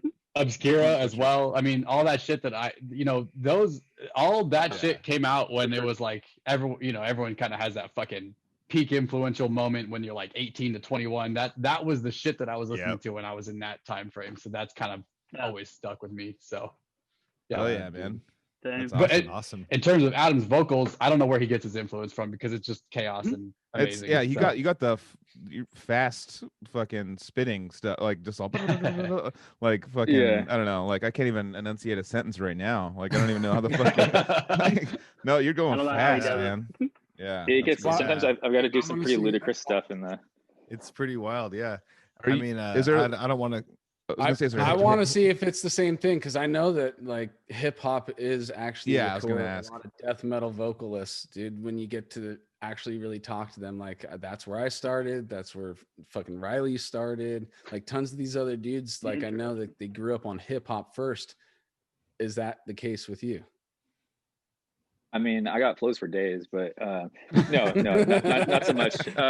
I've listened to like a little bit of rap, but it's never really been quite my thing. Okay. I think more just like, I guess personally, I've always just wanted to like try and like stand out if I can, whether it's like through, I don't know, just like hella long lyrics or just like a lot shoved into like a small time frame. You know what I mean? Just like try to push the boundaries a little bit. That's kind of what I've been about. That And then, was like as far as influences go, I've always been into like Travis Ryan and the dude from Origin. Like those have been kind of like my main influences early on. Oh yeah, Yeah. James Lee, Yep. Freight Train. Yeah. He's got the fast spits too. Yeah, Adam, you fucking kill it on the new album. Oh, and thank you. know, whoever mixed your album really should have put you up a little higher. You know, See, Alex, you see that, Alex? Right there, Alex. Oh damn, here comes you're starting internal fights on the podcast. nah. But no, the album is so clean that you can't hear every instrument the whole time, and you can hear the vocals. And honestly, no, I mean, I love how the different vocals are like panned, and then there's effects, and it's so well like orchestrated or organized. But yeah, you have like a fucking arsenal of different vocal sounds, and I've known you've been a sick vocal. I've known you as a great vocalist for so long. I like wanted to bring you into my band as like a guest vocalist forever. That'd be sick, dude. Yeah. Or yeah, so we've got our guy working with us again. We're all set, but like I was like, dude, Adam Rosado, like here's who we need. I remember that conversation. So yeah, I feel super privileged to like hear the whole album before it's out. You know, I feel like on the inside scoop, you know. And dude, I've heard it. I think I heard Ritual. Is that the song, the first one you put out, right? Yeah. I heard that one a few times in the beginning. I was like, damn, like this is really good. And No, then, Casey's been texting us in the background, going like, "Damn, this shit's fucking sick." Like, Yeah, I was like, in our little me, Anthony, and Joseph text. Yeah, he's been like, "Holy shit!" Yeah. Oh, for sure. And then like today, you know, I put on like Joseph sent me like the sneak peek of the whole thing, you know, like a couple days ago, and I heard it a couple times, but I was like blasting it before the episode and stuff, and like I don't want to have any spoiler alerts or any of that kind of stuff, but man, it is a really good album. It's very dynamic. It changes. It's so good. Like there was like a bunch of times that like, I mean, on all instruments, I mean, just the whole package, but I was just like, dude, wow, that's really cool. Oh shit, that's really cool. Like you were tripping on an instrumental song. Well, so yeah, on that this instrumental a spoilers, little bit. dude. Anthony, My bad. think come on, says- dude. my bad. Come on, man. Fuck, dude. There's a Adam's song all with no Adam's all vocals on it, fuck dude. the instrumental one. Yeah, he's like, I don't care about that. Yeah. I sang that. Every album. Wait, was there an instrumental on Cryptic? No, there wasn't. It was at the end of Domain. It was at the, it's like a negative. We got track. little snippers, you know, here and there. Yeah. But the point is that like it's a great album, and I love all the different aspects. It's dynamic, so I don't want to spoil it, but check it out when it comes out. What's the release date again? It's February 26th. February February 26th. Yeah. on Willowtip. Yeah, it's gonna be sick, man. It's really good. Oh yeah. Yeah. Good work. It's kind my of friends. thank you so much. Yeah, it's Thank kind of you. funny because Fuck when we pitch it to him, like at first he was like, I forgot what exactly the dude from Willowtip said, but he like wasn't really excited about it. And then like he said something about it being like mixed and mastered weird or something. And then Alex like spent another day or two on it and sent it back, and it totally like changed his mind. And to me, I thought that was kind of funny because like it didn't sound vastly different, but it was like I don't know, it made a big difference for him, I guess. But what happened was I'm never gonna let this go. And if Jason ever sees this, then fucking I guess thank you. But when I first sent it to them, it like we had a strict stop date. We wanted it to be done by January 1st of 2020. So I was trying my hardest, like, just to get it, fucking pump it out and get it done. And like, I knew I could have probably done better, but I'm like, it's all right. So we send it out, and he sends me an email back, and he's like, yeah, send it back when it's mixed and mastered. And I was like, fuck. Oh. All right. Yeah, I remember So that. I redid, I can't remember if I redid one song or all of them just basic. And then I started from scratch and just fucking sent it back, and he's like, this is way better. All right, we'll sign you guys. It's like, You're like, all all right. right. Cool. Just like churn up the treble a little bit. You're like, all right, where's Yeah. Way crispier now. Yeah, hell yeah. I threw some 4K on it. I don't know. Yeah. I can hear everything now. It's great. But I mean, the end product is still sick. And I mean, obviously, I feel like all of us are in that same mindset where it's like, yeah, I could probably do better, but it's out there. It's I mean, we've mentioned it before, dude, but it's like, if you're completely satisfied, you're not going to have drive to make another one. sure. Yeah. You gotta have shit that you're like, point. I want to fix that. I want to change that. I want to do this differently. Because if you don't have those things, then you're not going to have whatever drive you would need to get yourself to the next finished product. We've brought that up a lot with like the tech metal scene. Like we brought this up a lot where, you know, it's like the people that think pretty much my favorite bands and the whole scene all think they could do way better and they suck.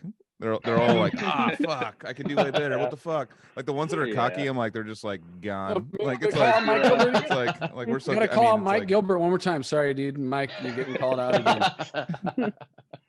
You're the greatest fucking guitar player I know personally, and I'll never ever hear you say anything good about. You'll be like, "Oh yeah, dude, I like that song. I like that song." That's like as far as he'll go with it, dude. As excited as he gets. Yeah. Yeah. And he's like, it's like literally. I walked out of their practice when they were practicing for that survival tour, and I walked out going like, and it was like your second practice, like, and I walked out just going like, what the fuck? Why am I playing this music, dude? There's way better. Like, why am I even doing this? Is so dumb. Like, I don't get why he's just all, I sucked. I fucked up that one harmonic. And I'm like, dude, you played everything perfectly to like a click, like in your, I don't know. I was watching him play, just going like, that's not even allowed, dude. I'm like mad at you. It's like I know of him. I don't know him well, but again, I kind of like, I feel like that describes him to a T, because I know Randy knows him, talks about him that way too. Super Yeah. But you kind of have to be, right? No, that's how you know, like we touring with the Faceless and stuff like that. Like they were just every show that we done like 3 or 4 tours Decrepit did with them, and every show would just be like, we fucked up so bad. I'm like, dude, you nailed it, dude. And I was I was like in front of you trying to fuck you up, and you wouldn't. Because I remember Steve Jones, their old guitar player, like he wouldn't open his eyes ever. He just played. He closed his eyes the whole set, and then would like look up at the roof, and then he close his eyes. I'd be in front of him, just going like just trying to like, wave him down. Hey, Steve. Steve, I see you. I don't understand how you could do that and play tech death. It doesn't. Yeah. No, he wouldn't look at the guitar. That's this whole thing. He never looked at the guitar. I was like, Jesus. So I like obsessed over that, and I like would watch him every night, just be like, what the and just try to get his attention. And then finally he started just pointing at me and going, dude, Joel, get out of here, dude. We get it. You're drunk. We get it. Yeah. Sick. No, that's the overall. I mean, with sports and stuff like that, they always. I mean, probably not with sports as much, but with the music and stuff, the best people have always been like, I sucked, and I don't think they're doing it for effect. They're doing it just like, I fucked up that riff, dude, that no one heard. I hate myself. Yeah, exactly. Yeah, it's ruined. Well, it's just I guess the level of neuroticism comes with being an artist, and it is weird. You don't want to necessarily tie it to your own ego, but it's like if you're gonna put something out into the world, you know, to hear that it's shit is like a stab in the heart for some people, you know? And so, but that there's a spectrum to everything. And you're never going to be, if you're an artist that is the best in your own eyes, I just don't think that your product is really actually going to be for other people. You can make shit for yourself and keep it to yourself and just be like, this is the best thing. But it's just like, my drive is I'm always like, oh, dude, the next one I'm going to do this, you know? Yeah. The next one. Totally. And did you guys talk about yet how you record? Like do you use Guitar Pro? Do you record your own stuff like on like recording Pre-pod software? Did you or- talk about that yet? The writing process, yeah. The writing process. No, not yet. Like, I mean, we could. Yeah. oh, okay, cool. Sorry, No, I didn't you're wanna good. cut in. I just wanted to, Yeah, we definitely yeah. send tabs back and forth via Guitar Pro. Guitar Pro was absolutely involved. Cool. Yeah. But Fucking Yeah, Guitar we Pro use bands, Guitar dude. Hey, bro. and he, yeah, it's a good Just tool, so man. convenient It to is. send it back and forth. So when Yeah. are they going to do a cloud Guitar Pro launch, right? Like, yeah, like a That'd be Dropbox sick. cloud. Yeah, it should be, because it'd probably be easier to collaborate Yeah. with. I've been That waiting would for be Joseph? it. awesome. Joseph, Well, you can do that on Dropbox. You can just have them on, and then everyone can, you know. I'm Yeah. trying live. to True. I'm trying to make Joseph's $1 million idea here. All right, come on. But yeah, no, yeah. Shark Keep it Tank. official. I'm let's sure go. it'll be in Guitar Pro 8 that it'll be a cloud, version where you can Just- edit. You don't have to That'd be download, great, dude. upload. Yeah. Yeah. Because I It's a mean, little have you guys used surprising. Splice, where you can like keep a single DAW, like Logic Oh, I've heard of project, it. I've heard and of it. Yeah, people can, but no. yeah. So it just seems like Guitar Pro would be it's like so less intensive than like Logic, but you could, yeah, I don't know, man. I'm sure that they've do been that. thinking about it. Yeah. I think Well, if version they do history that- would be a cool thing too with that, because like, man, all the like wacky song titles or file names and stuff that we've had to pass back and forth and keep track of has been Yeah, ridiculous over exactly. the years. Oh, I know, right?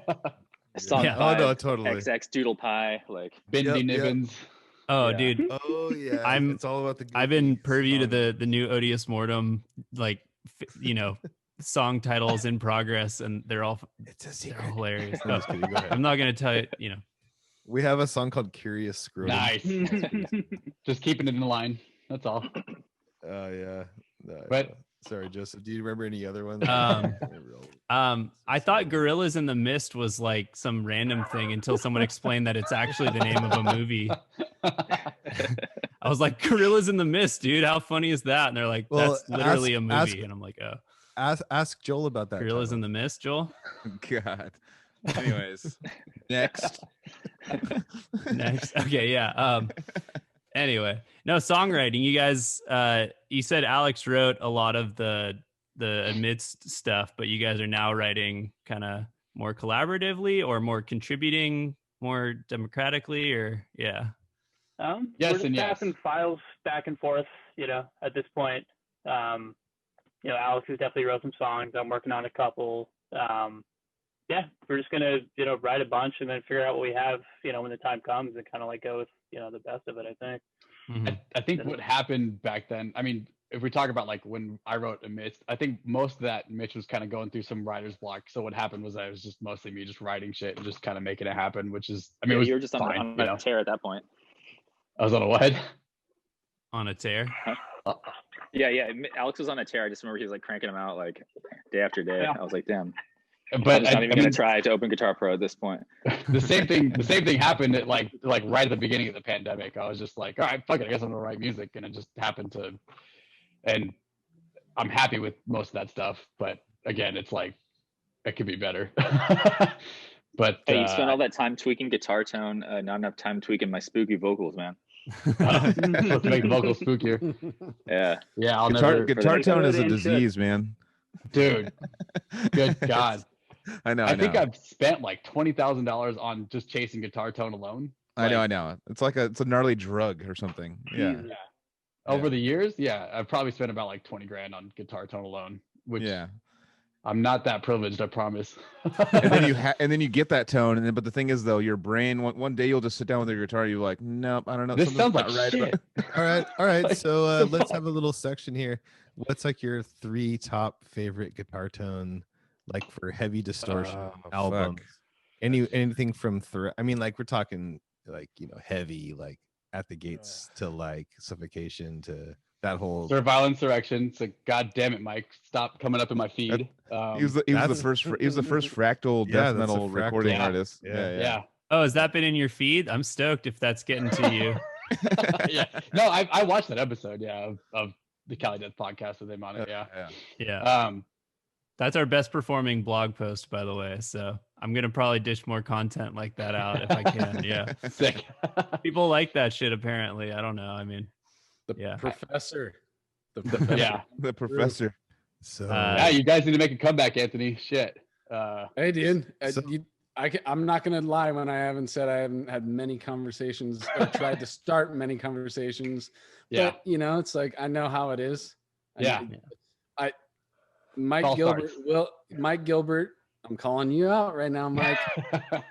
Mike Gilbert will have more Severed Savior for us. I don't know what I might be 40 when that happens, but I'm gonna be doing vocals when I'm doing There you it. go. When it comes out, dude. I could drink I'm that. Well, yeah. I'm not gonna let that. I'm not gonna let play him bass. not. So I'm gonna make sure that that's he keeps awesome. it going, dude. Fuck yeah, Mike is badass. And Troy. Do you say obviously. severed? Do you think is your So- favorite guitar tone of all time? But is there that it? What about top? No, three I then? mean, I definitely have others. I mean, that's definitely one of the influences I would say of this album is because it was clean and punchy, right? Yeah. Most importantly, it had to be clean and punchy, and like the solo tone didn't vary too much from the rhythm tone. But Totally. I mean, as far as I could tell, I'm just the listener though. But the other, I mean, weirdly enough, I would actually say like old school Metallica had like a huge influence, and that's probably yeah. also for the same reasons because it's like clean and punchy. But Which I mean, album other- do you think? Would you pick one? my favorites for sure, Injustice for All. I'm I one was of just those about to kind say of real people. quick. Yeah. That was like when I Blackened. first heard Injustice for All, it was the heaviest fucking Yeah. thing I'd ever heard at the time, and it Fuck was yeah. because of that guitar tone, dude. Yeah, I'm sorry, there's no bass, but Yeah. I mean, The only- Yeah. you know what's crazy about that is they like It's political. they just remastered it and they like didn't add any bass back into it. What the fuck, Did dude? they really? You had a chance. There's like It's like I know they what just- happened. They just mastered it. They didn't remaster it. Yeah, exactly. that's so Limited a funny. little more. There's like exactly. there's like versions on YouTube with the bass like way up and Yeah. stuff. It's pretty. It sounds good. It sounds it like does. legit. Yeah. And Justice for Jason, and that's the one, right? Yeah. Yeah, Oh, that's yeah. right. That's right. Yeah. But it's like Wow. I think that one's like too cranked to be like the Yeah. replacement. serious. It's like that's Yeah. for It's listening like to the That's kinda what bass. I You know? thought, dude. Yeah. Yeah. Take it down like 10%. It's like perfect. Yes, Yeah. there needs to be Yeah, a yeah. middle. Yeah. Yeah. So would there be a number 3 then? That was number 2. There was a number 3. It's a good question. That's so hard. Yeah. What the fuck do I even listen to these days? I'm kind of a shitty metalhead. I haven't listened to a lot of like metal recently. Yeah, it doesn't matter. That's how it gets, man. That's how age gets you. Just whatever pops in your head. We're just having fun. Doesn't matter. We're just having fun. Um, This is a test. I like that Psychroptic Scepter of the Ancients guitar tone. That's an Fuck interesting yeah. one. Yeah, That's a you know cool- what? it's- Yeah. yeah, And the playing Yeah. is so ridiculous that like that's actually It helps a that's- lot. yeah, That's a totally. surreal fucking choice. You pretty much made it for me, but you're absolutely right because it's super Yeah. clear and it's got like that awesome like mid range to it. Yeah. You wanna know what it Mid-range sounds you like? have- Just play perfect 16ths like on guitar. That's what it Yeah. sounds Yeah. like. That's what it And sounds they're like. the newest one. I'm blanking on the name. The newest album that they put out was also like a fucking super good guitar tone too. Like every chord it just had like really good mid range clarity to it. So good. I love Psychroptic so much. Yeah, they're the Yeah. shit.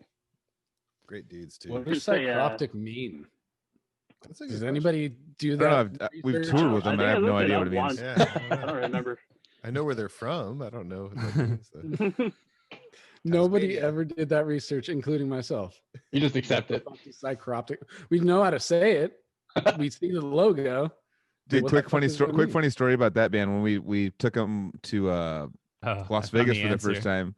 Oh shit! Actually, shoot the answer real quick because I need to know. It's Wait, literally Psy- on their Wikipedia. It says the band's name Psychroptic was randomly devised by Chalk's friend and has no particular meaning. Okay. Okay, so I was Yeah. gonna say like third eye, psychroptic optic. Yeah. Okay. Oh, it's That's like, good. like the psych. Yeah, Like, optic. Oh, that yeah, makes sense. psy- It's like your It's like a your psychological psyche, eye. like mind or whatever. Yeah, Yeah, that yeah. makes sense actually. Yeah. No, but we Well, took I them just to. defined it, dude. They should fucking. That was a really intelligent guess, and I don't know how you Actually, I got know that. that. Jesus Christ. I'm all thinking Cycrop on disc dick. Like, All right, Joel had a story. He's all showing his shirt out. Look at that shirt. He's got the Psychroptic shirt. Oh yeah, fuck yeah. boom. No, but we That's what took him out inspired my to. answer. Put on the view. We here. took him to Las Vegas, and Yeah. they were like, they were all excited, like, starry eyed and stuff, and they're taking them on the trams and whatever. And I was like, I was hanging out with Joel, so they're I know I was all, Bill, you got to call them the Thunder from Down Under on stage tonight, like, because it's a male, it's like a male strip thing, Totally. It's a Chippendales. You see those posters all over Vegas. As soon as you get on, there's a Thunder. And then Bill's just all, and the Thunder from Down Under. Yeah, like, everyone's still like, yeah, everyone started cracking up and laughing, and they had no idea. And then I took him out to go gambling that night in the strip clubs and all that shit. And like, we're on a tram, and we're on the tram from Mandalay Bay to Excalibur, and I'm just all, there's just a fucking humongous Thunder from Down Under with all these naked dudes on it. Well, hey guys, there you are. They're like, oh, you got it. Like, Carcass was there and shit. We just like completely ruined them. They were like, oh, I thought you guys were like being cool. Sorry, we're fucking jerks. Nice. Oh, we love them. It's amazing. We were just having fun. Oh, I love them. I love those guys. They're like Yeah. the coolest guy. They like taught us how to speak Australian. You just change that yeah. A's to eyes, Yeah, it's like it's like diving. Dive. You just say Yeah, dive, highly. One of the coolest things for me when I was in Carnivorous back in like fucking 2003, we got carnivorous.us, and you still had a guest book back then, so people would sign into your Guest book. your website, dude. And Dave Haley was deal. one of our first 10 comments, dude. And when that happened, I was like, oh shit, this is actually like starting to maybe become a real thing, like it's already made it out to Australia. I got fucking carnivorous.us. Yeah.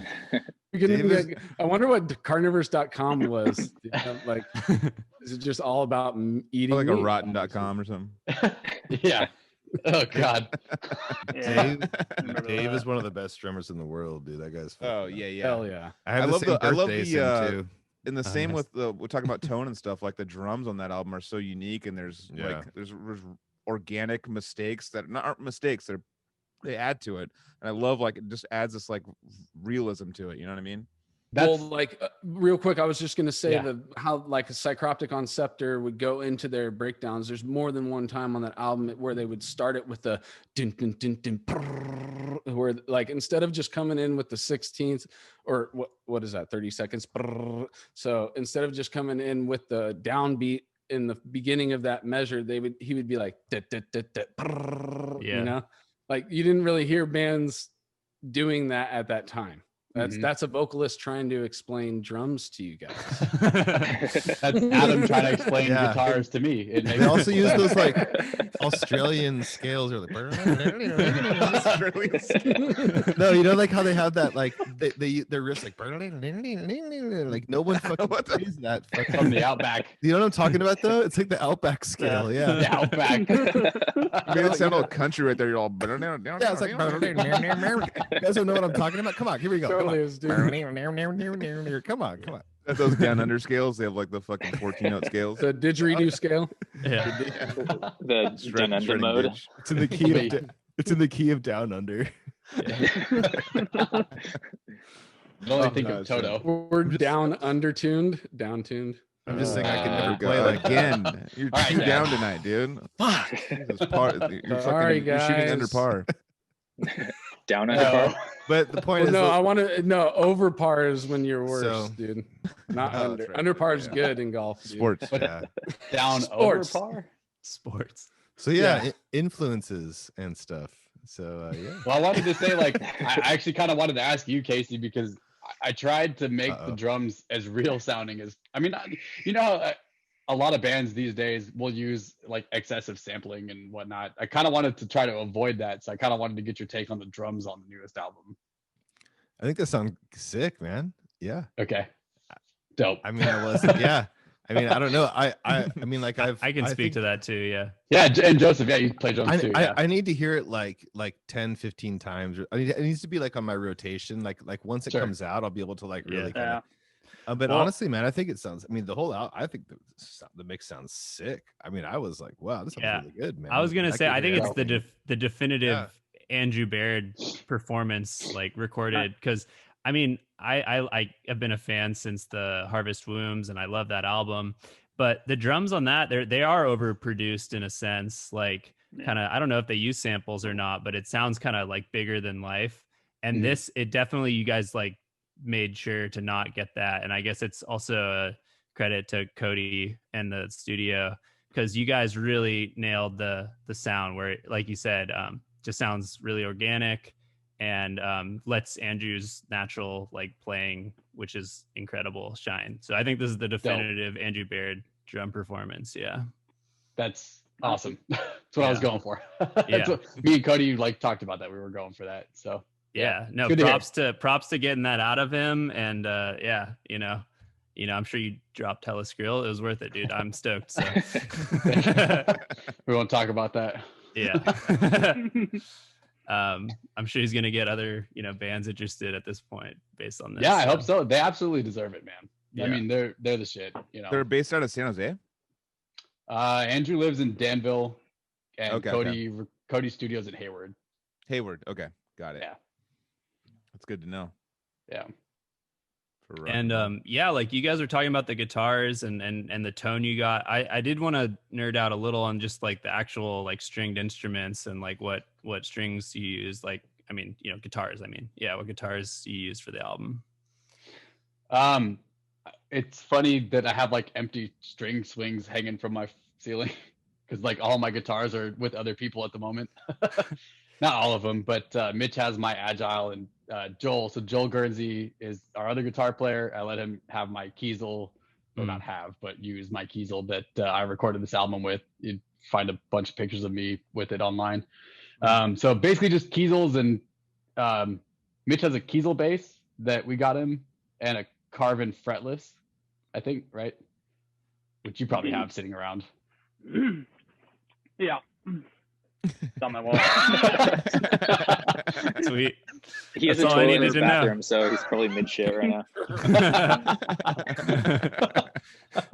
now. My Actually, guitar player who did the theme song, which nobody fucking mentioned. I know, again. dude. I'm Come gonna on, dude. I know. I'm gonna have to apologize to Christopher Beatty right now. Yeah, I Christopher think he Beatty. doesn't like it. I think that's. I apologize because I've done this twice now. I've like, dude, am I gonna Just say kidding. something about it? Okay, I'm gonna say something, and then I do the intro and I don't fucking say anything about it. I'm sorry, dude. Shout out to you. Thank you so Marijuana. much. Fucking you enhanced this podcast with that intro, no doubt, dude.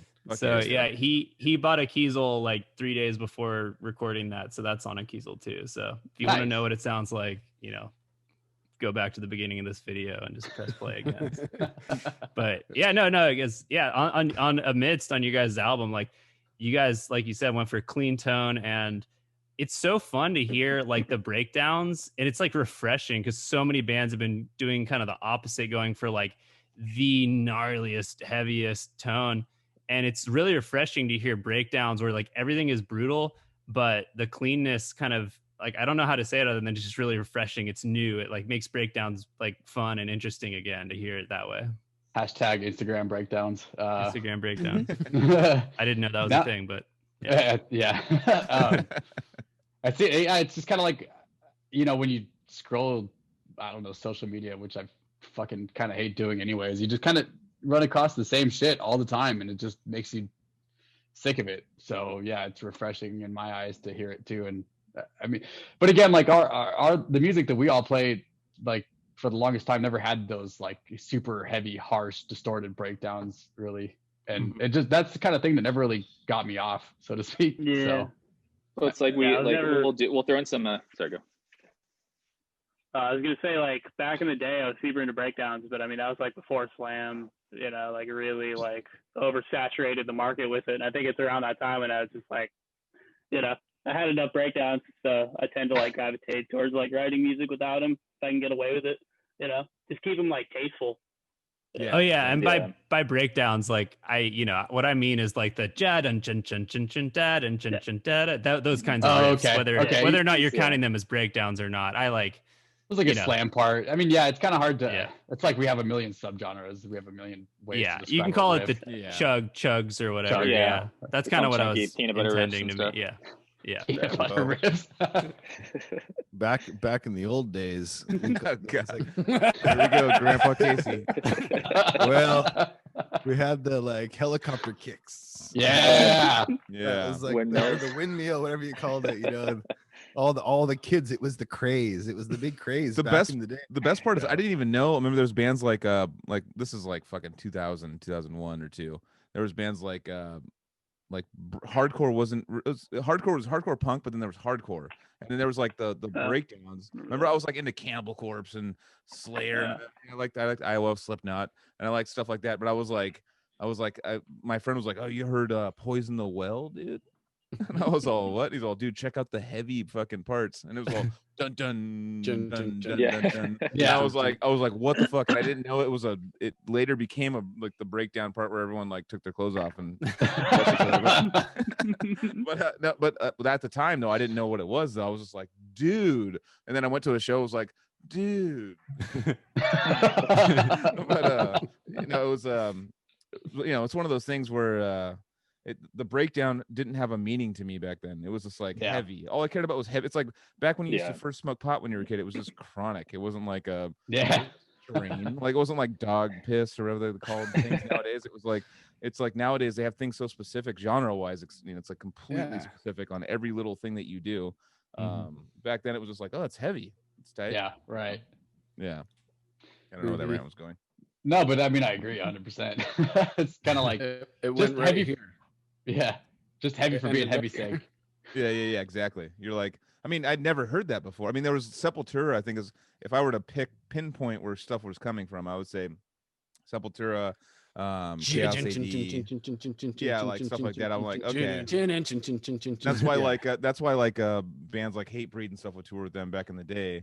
Not the guy that made our intro, by the way, but like back in the day, they literally like had those like dun dun dun dun dun dun dun dun dun dun dun dun. That was like the initial, in my eyes, was where the breakdown came from. But it wasn't, there was everyone just circled back then. It wasn't like there was no like you didn't have to do a thing.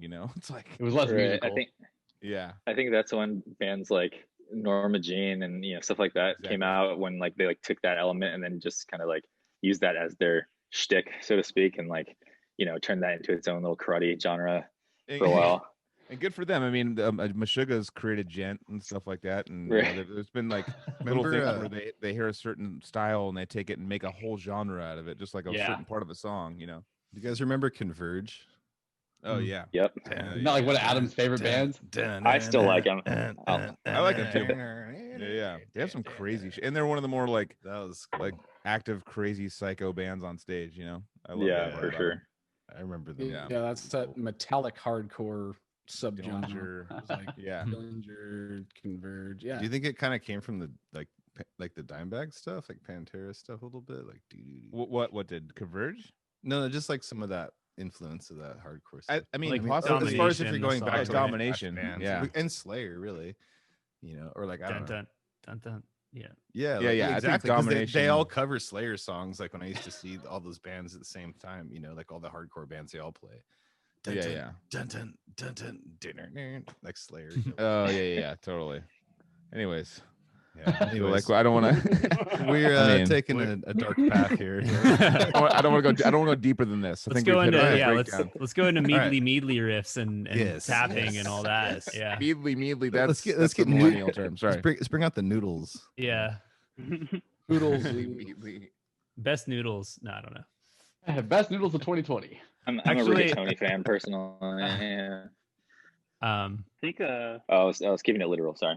I think Spawn of Possession, just kind of bring it up out of nowhere, but Spawn of Possession's Cabinet album, like first time I heard that like really like opened up my world, kind of just downhill from there, dude. Now I just like love tech. Yeah, that's my favorite album. I love a lot of other genres too, but like tech's like where I call home, kind of thanks to them. Yeah. Do you guys prefer that one to the second one?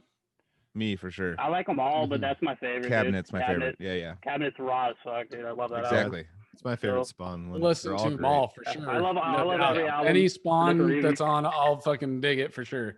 But Cabinet has that raw, that fucking pissed. It's like, but it's clean. It's clean. And that tone. People bitch about the tone and stuff. I'm like, I love that tone. Or something.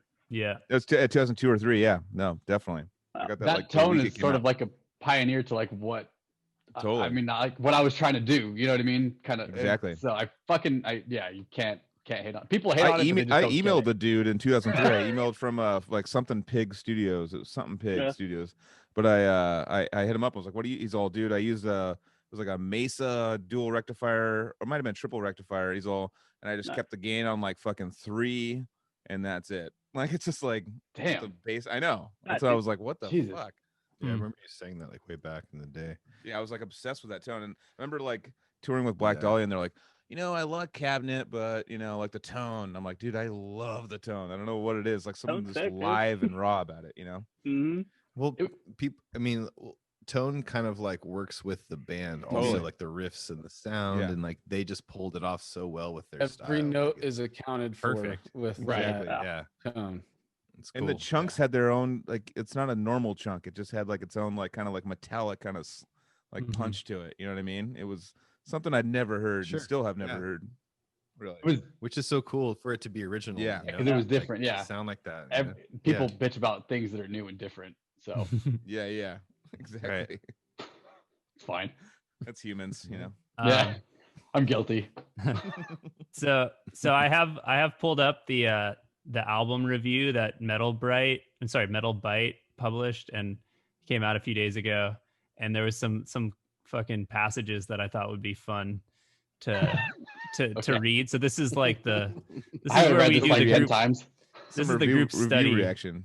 Yeah, this is review reaction. I haven't read. Joseph sent this to me, but I haven't. I tried to. Joseph sent this to me, so I tried to print it out, and I couldn't print it out, so I haven't even read it yet. I need to get a beer for this. Okay. What are you laughing at, Joel? You said Joseph, dude. Did I? I heard hard L in there. All right, we're gonna check back. We're gonna listen, dude. How much you want to bet, dude? $5. I got his name right. Sometimes you gotta $11 combine people together, dude. I gotta set up a Venmo so I can make sure you can get me that money too. I fucking won. I'm gonna be in Pacific on Saturday, dude. I got you. Oh hell yeah, dude! You can hand it to me in 6 feet distance. Yeah, you could totally hand it to me too. All right, so yeah, I don't know this author, but I like the reviews, so this is all good. But okay, if there's one trend that I desperately wish lasted longer, it's mid 2000s California tech death. I'm on your team already, man. You hooked me. Okay. For a few short years, it felt like there was something in the water that made the ability to sweep pick remarkably easy. And Deeds of Flesh spearheading unique leader helped bring bands like Decrepit Birth, Odious Mortem, and Severed Savior into the forefront of death metal. Those three bands released albums that had a certain boundless energy to them, a freedom that could only be harnessed back when technical death metal was more of a buzzword than an actual codified subgenre.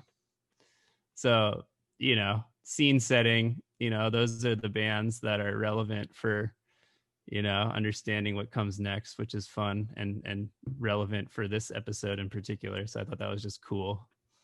Mm-hmm. Yeah, and then, because tech death as a whole shifted to incorporating more progressive ambient elements to balance out the hyperspeed spider fingers, the Californian style fell out of favor a bit.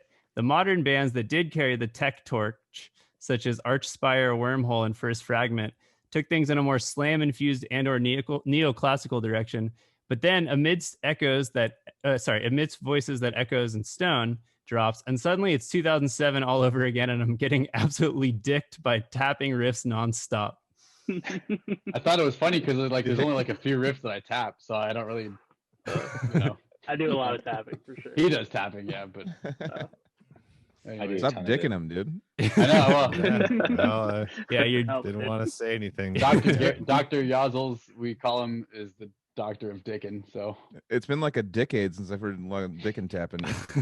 I was like Bruce Dickinson. So I don't know. And then I scroll down a little. So Mitch, how do you say your last name? Yoesle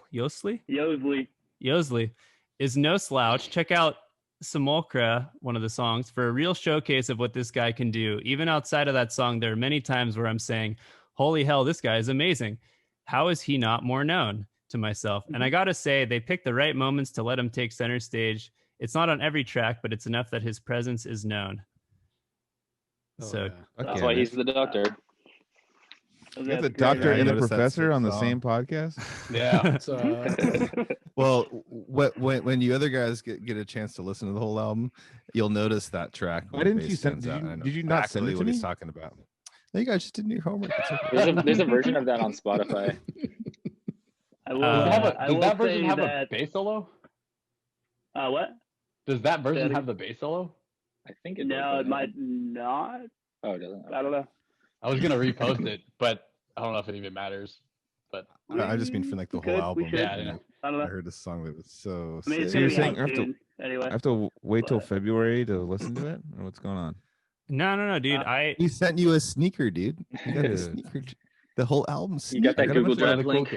Just in the chat. It's cool. Oh, I did. Joel Allegedly. Joel has like a real job though, and I don't, so it's cool. So I have like a lot of time to listen to it. So I am the one who has no excuse not to listen to this. Yeah, I get like 700 emails a day. Yeah, Joel works like 13-hour days, and yeah. It wasn't an email. I just dropped it into our chat. That's where it was. Oh yeah. The point is, it's fucking amazing album. No, I agree with the review. About. And then, I'll just finish out. He says, really, that's kind of a theme for this album. Every musician has me saying, why are these guys not more known? So I wanted to give you guys the chance to respond, to answer this reviewer's question. Why are you guys not more known? I don't know, shit. you know me now. Well, I think like we've been a band for a while, but we haven't, I guess, played too many shows. We haven't done any touring or anything. So that could be part of it, maybe. We just recently got label support, and in general, I think on a like personal level, none of us are super active on social media, and I think that we all kind of agree that like just endlessly pimping out your band and spamming people is like not necessarily that effective. Like I've never been one to like, let's just cram it down people's throats and hope it sticks, it turns me off. Yeah. So so maybe it's for those reasons, but yeah, those are my thoughts anyway. Can I share my screen? Hold on, actually, let me just make sure that this works. Would you guys be down to watch that Simulacra bass? Yeah. Do it. Okay, hold on, let me just make sure everything works. Do you know how to use Zoom? Never done it before.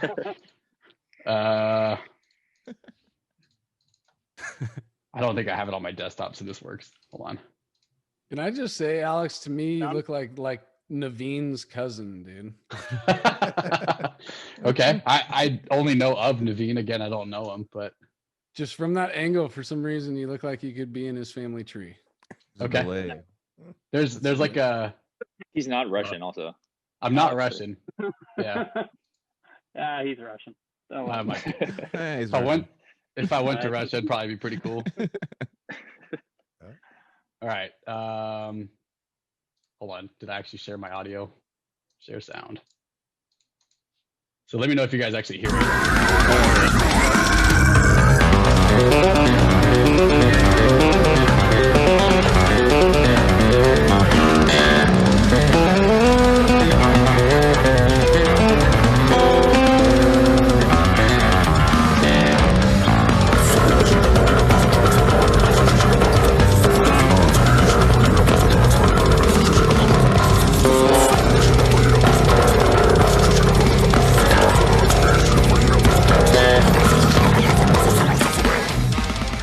Damn. Fuck yeah. Jesus Christ, Mitch. Motherfucker. Motherfuck. Galactus, destroyer of worlds, dude. I hope you get that bass a massage after that. Yeah. I know. I feel sorry for your bass, dude. Getting slapped around all left and right. No, that was all tasteful. That was dope. That was if only you badass. knew. Yeah. I will say that all I did, I wrote the bass and I played the bass. Alex is definitely the one that made it sound like, like it sounds like right now. Yeah, Dude. man. Sounds good to He me. did Why don't you take some credit, Mitch? Jesus, you did great, man. No, you're really good, man. That's awesome. That's really cool to see. He's like, I don't know what happened. The bass played itself. It's like Alex came over in my hands, started doing stuff. Yeah. It's all Alex. I don't know, man. It just... But okay, now I'm confused. I recognize that, but I recognize it as the last single that you guys put out. So did you guys record that song or for the new album or? So we put out that single like maybe 2 or 3 years ago or something. It had a different name. Universal Thought Experiment, right? Yeah. So we renamed it a better name. I think so, yeah.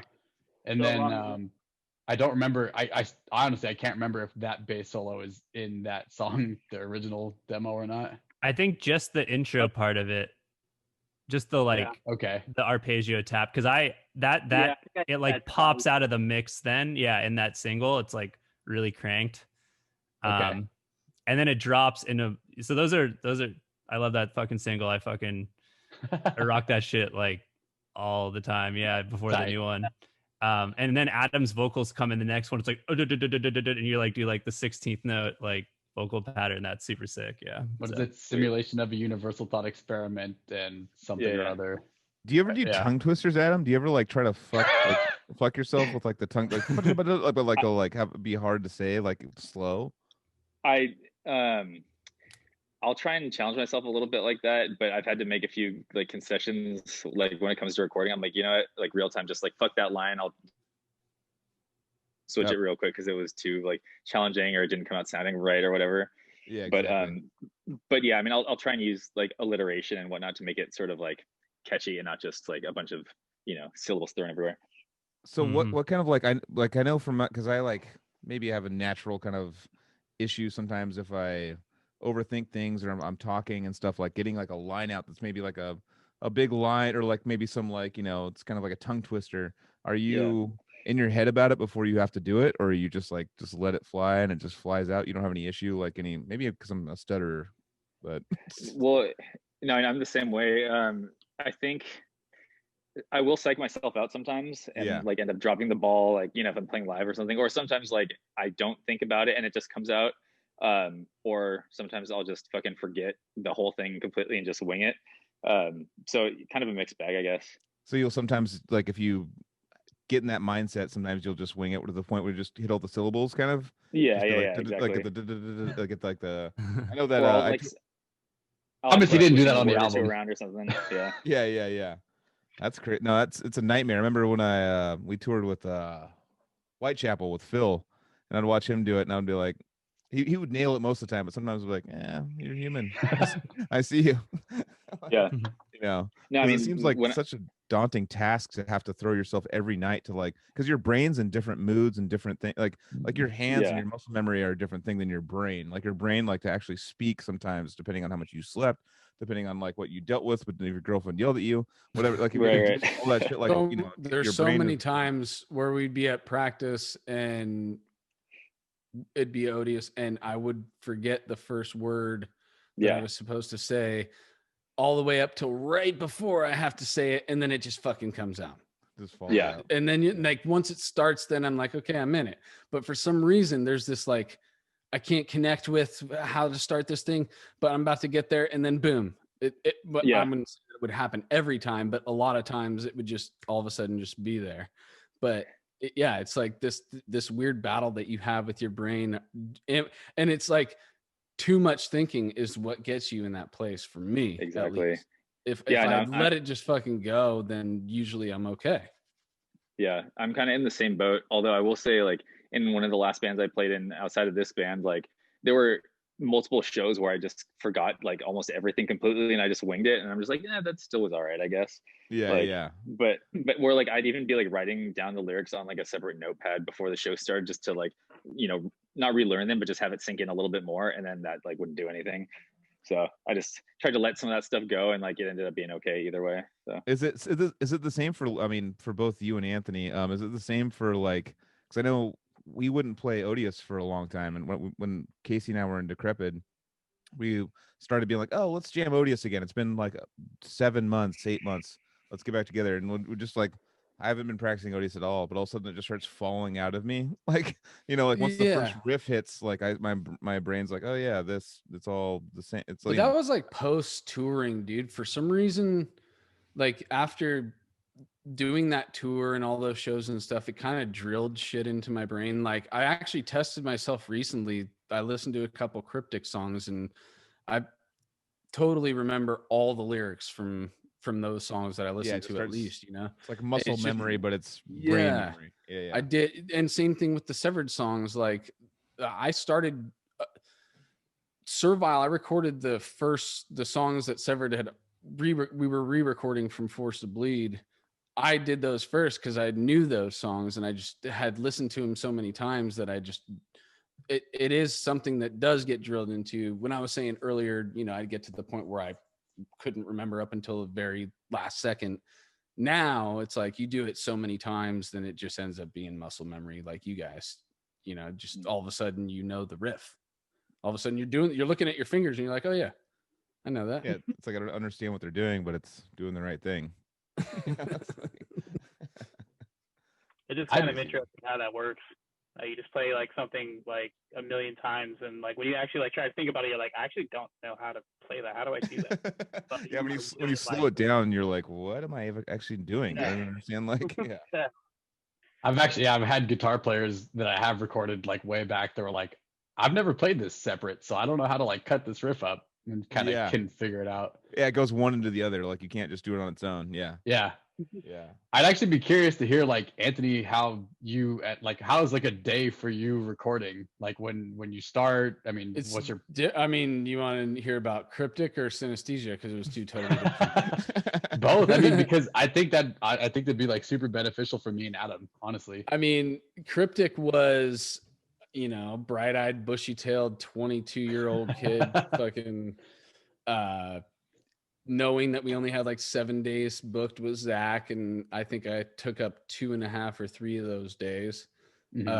So that situation made me finish my vocals in the amount of time that I did it, you know. It also helped that Joel and I were yelling at you the whole time too. Basically what happened is I was pulling on Anthony's shirt every time he needed to sing. I was like continue.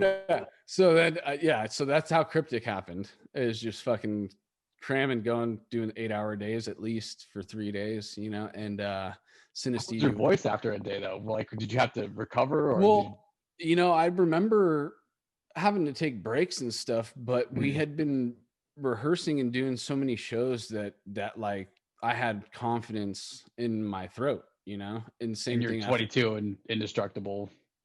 I mean, I don't know if I felt indestructible, but I had a lot more confidence in my throat then than I do now, because I don't have, you know, I think on the Defeated podcast, we talked about, you know, how to do vocals for an adult that doesn't have a fucking rehearsal studio and time, you know, time out of their life to do it. You fucking do it on the way to work and back. That's what it is, in the car. 20 minutes to work and 20 minutes back. That was my 40 minutes of fucking rehearsal. I still do it to this day. And I don't even have a reason to do it, but yeah, it's like, it's funny. I'm gurgling all the way to work lately because we just did that episode and I just can't stop listening to that fucking Defeated Sanity record. Was gurgling over Pink Floyd, like on the way. or to Casey's recommendation, Tarantula Hawk. I fucking got Tarantula Hawk bumping in the car, and I'm like, yeah, that could have sounded cool. Some gurgles, man. You probably could, huh? Yeah. And then Synesthesia was totally different. I did it at home. I did it over a lot more than fucking 3 days. You know, I'd get the kids to sleep and go downstairs and work on it for a couple hours and then get up for work the next day, you know, and I'll admit there was times in there that I really didn't want to fucking do it, you know, but I'd force myself to.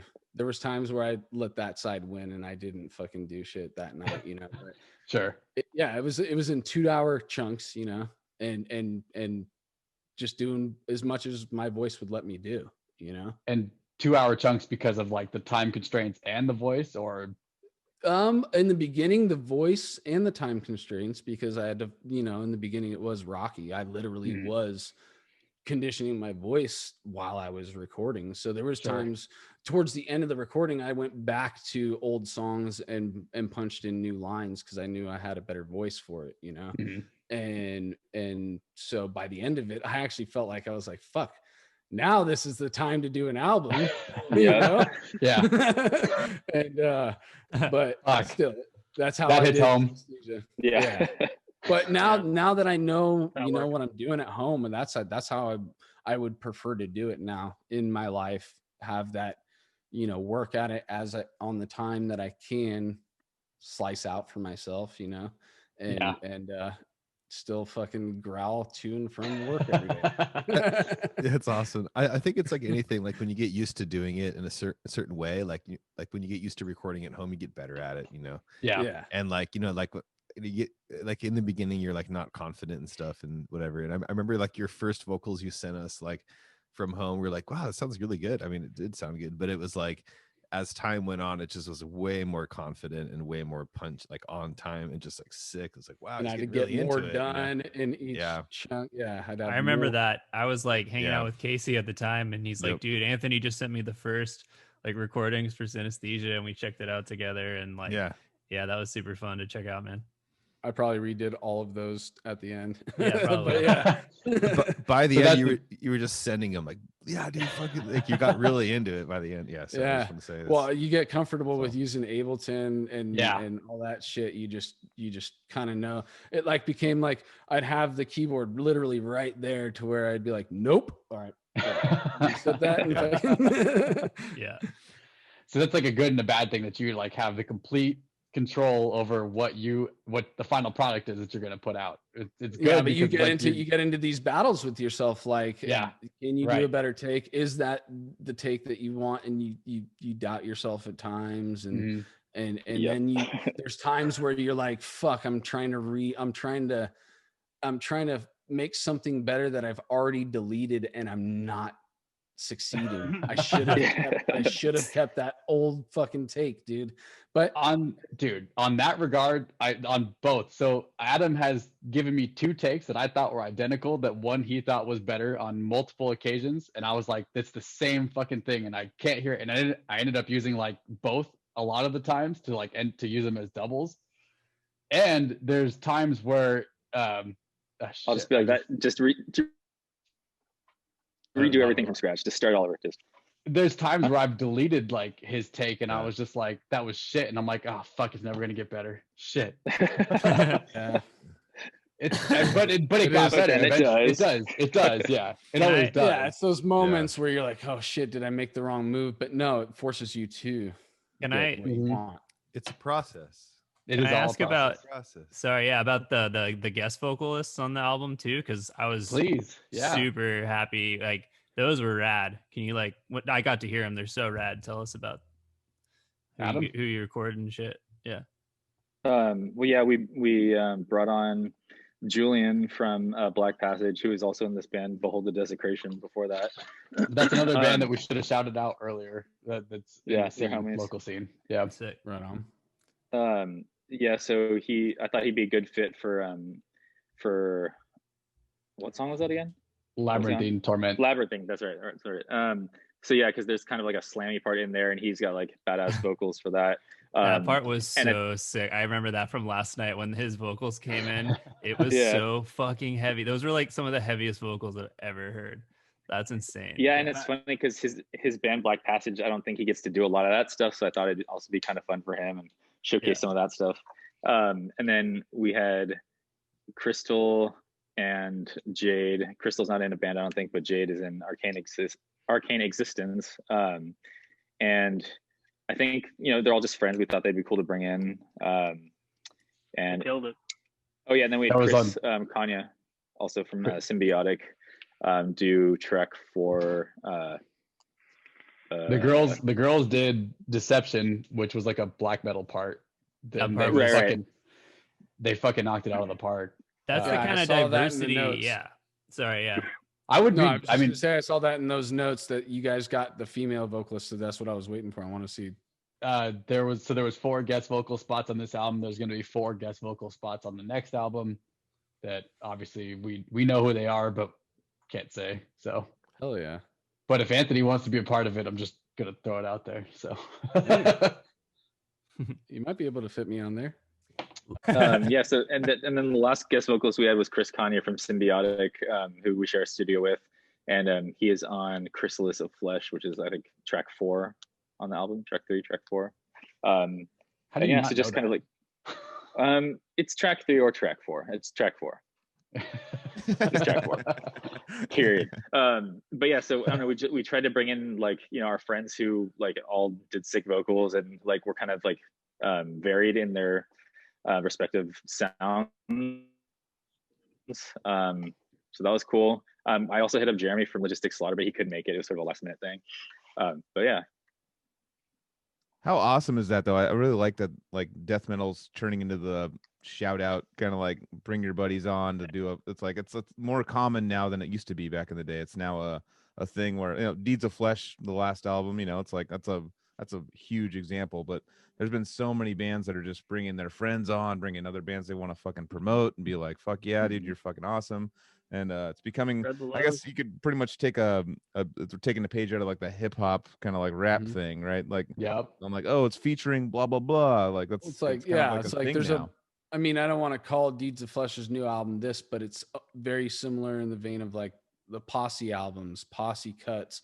A Posse Cut is like a song with tons of MCs on one track. You know, there's a lot of Posse Cuts on Deeds of Flesh's new album. There's at least 3 vocalists on a few of the songs, you know. Nice. There's 3 vocalists on the song that I'm on, at least, you know. And it really is in the vein of like getting all your homies together and even if it's a band, it's like we have connections and relationships with all these people that we respect and we dig. Let's add their spice to the mix too, on top of the core foundation, which is the band, the album that they put together, you know. And also with Deeds is also super cool because we all got to pay homage to our fallen homie, you know. So but yeah, I like to see that like Profanity did that too. Shout out to Thomas. They got a bunch of fucking guest spots on vocals and guitar, right? There are maybe not vocals, but there's a lot of guitar. Yeah, Terrence and spots on there. Yeah, Terrence, Dave Suzuki, Matt, and Matt's on it. Yeah, and the guy who did Vital Remains.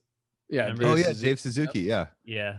All 3 of those guys are fucking. Yeah, so I'm digging like that's how it is. It's like we're kind of taking maybe we would do that with, maybe not that crazy, but with the next album, like have a guest vocalist on an Odious song too. I don't know who it would be, but just like we've had guest guitarists before. Why not bring in a guest vocalist too? I dig what you're saying, man. I like the collab stuff. Yeah. I think it's fun. I think it's cool. I kind of want to steal Dan. This is Dan Kenny's like thing he wants to do. He hit me up one time for, I think it might have been Odious or something, or Decrepit, and he was like, he's all, dude, let me do a guest pinch harmonic, dude. And I was like, oh my god, that's gonna be a thing. I just go, guest pinch harmonic. Guest pinch harmonic on track 7 by. He's like, that's me right there. 35.5 seconds in. we got to change it. We got to change fucking the thing. That's the new thing. You got to do like a guest, like fucking just natural harmonic, or just like a guest power chord. It's like, that's fucking really funny. I remember that. It's just the wave of the future, man. Have him and Jarzenbeck solo. So, are you guys thinking about touring, or like? Obviously it's probably been raised. Like what would you guys be up for when the pandemic's over? Yeah. I mean, it's so weirdly up in the air that it's so hard to say, but I mean, obviously, yeah, I think the answer is yes, but I think, you know, I think we all want to, you know, it depends. It's going to happen. Like everyone's going to have to be vaccinated or whatever. And it's going to have to be that kind of, which is cool. I mean, you know, too chill. Yeah. You just don't know when it's going to happen, and then it'll happen. It'll happen, and again, dude. Yeah.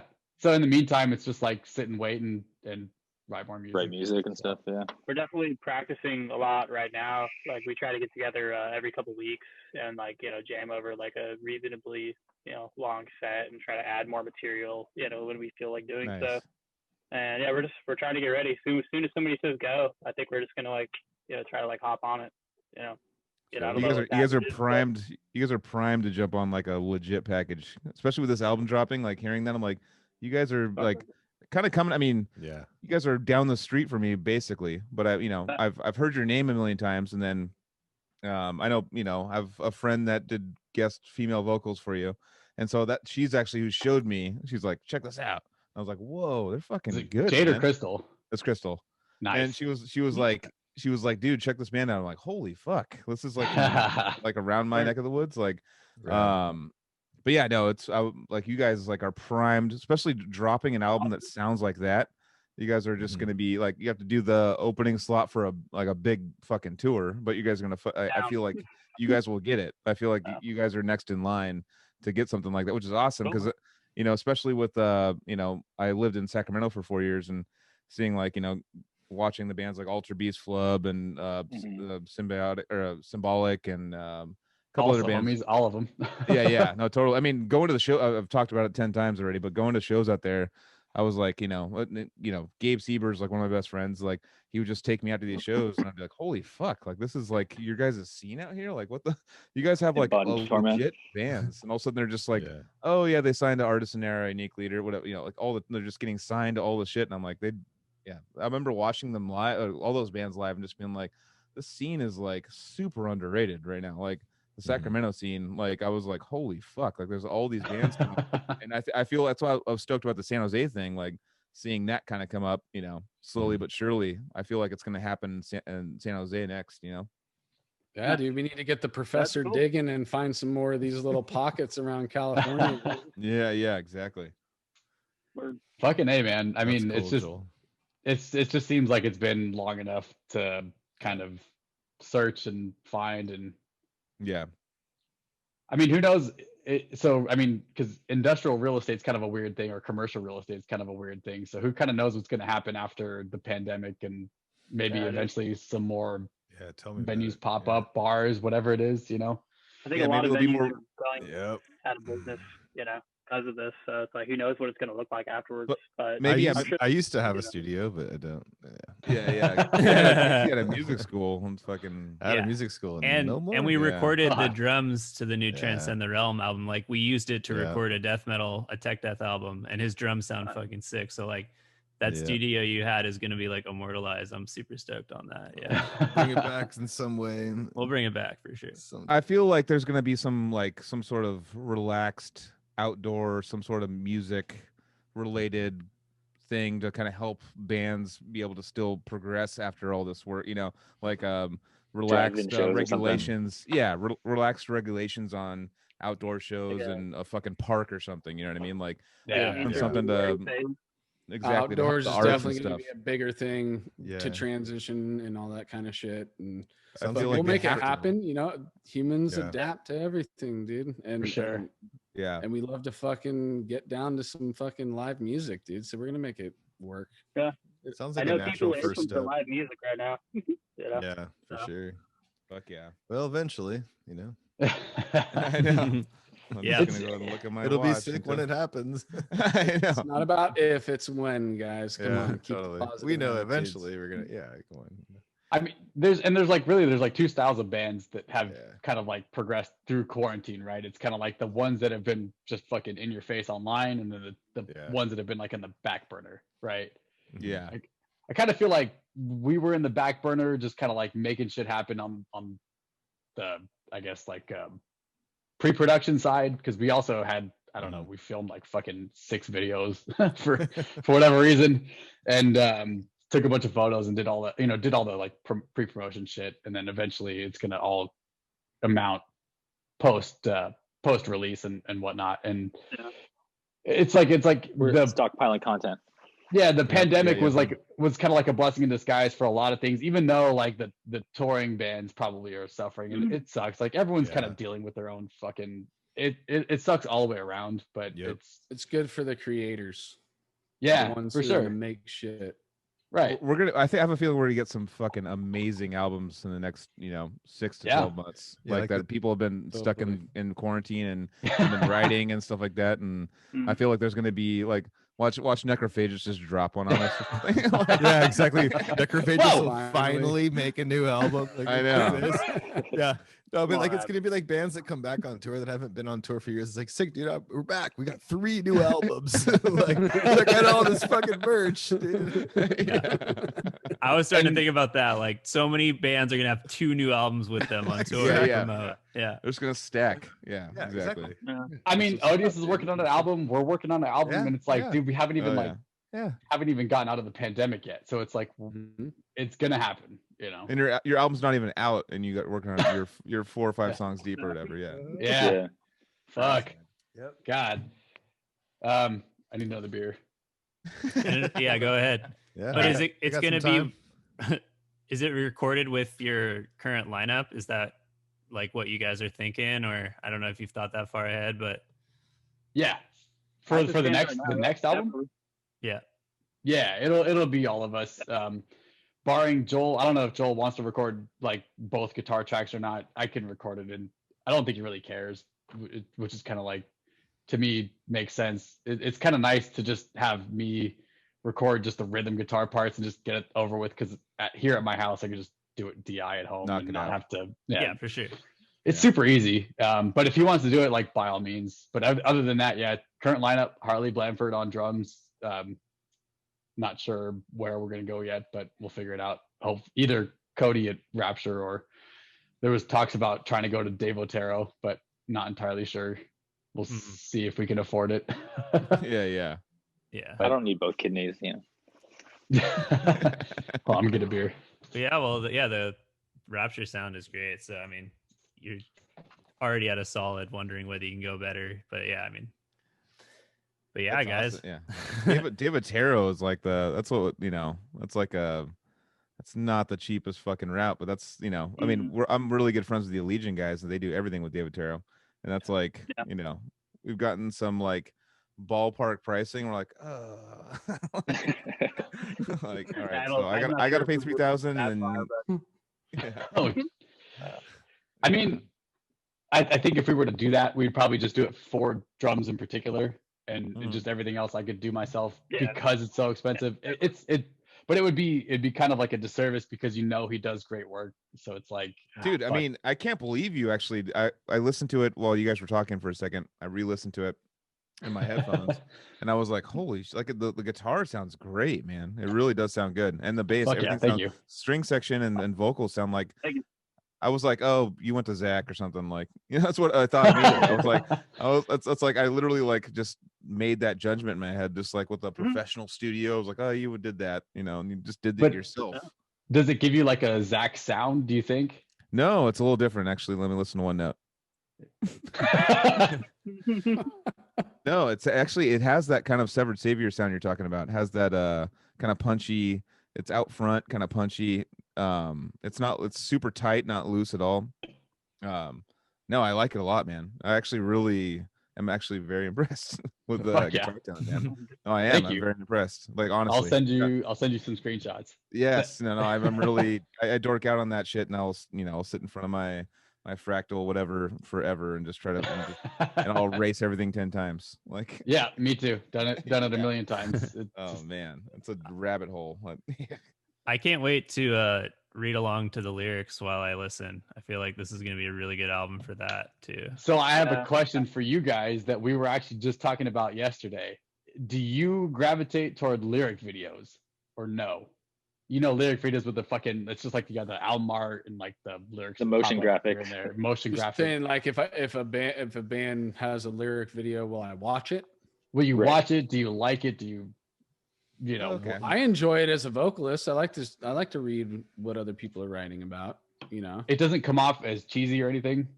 I don't think so. I'm just giving you the vocalist's opinion. I think that sure. I think that my words are important to me. So if somebody else wants their words to be read, I think that a lyric video is a good way for everybody to get everything that they want. You get to hear the song, you get to see a little fucking show with all the artwork and shit, right? That's it's moving around the artwork, and then you get along. You're probably the best to comment on it, because I would rather see, because I'd rather see people playing it. Sure. I'd rather see, because I just want to, So I'm like, well, I would say that and most people have your opinion. You know, I guarantee that 90% of death metal fans don't really care about what the vocalist is saying. And I'm not saying that's a good or a bad thing. I'm just saying from a vocalist perspective and a poet, I like to read people's lyrics and see if their writing is good enough for me. But that's saying, I was gonna say, because that's saying your own lyrics. I mean, your lyrics are sick, but like, what about like a lyricist that maybe you don't particularly like? I can still kind of enjoy question, the band. but... I can still enjoy the band. I mean, dude, Yeah.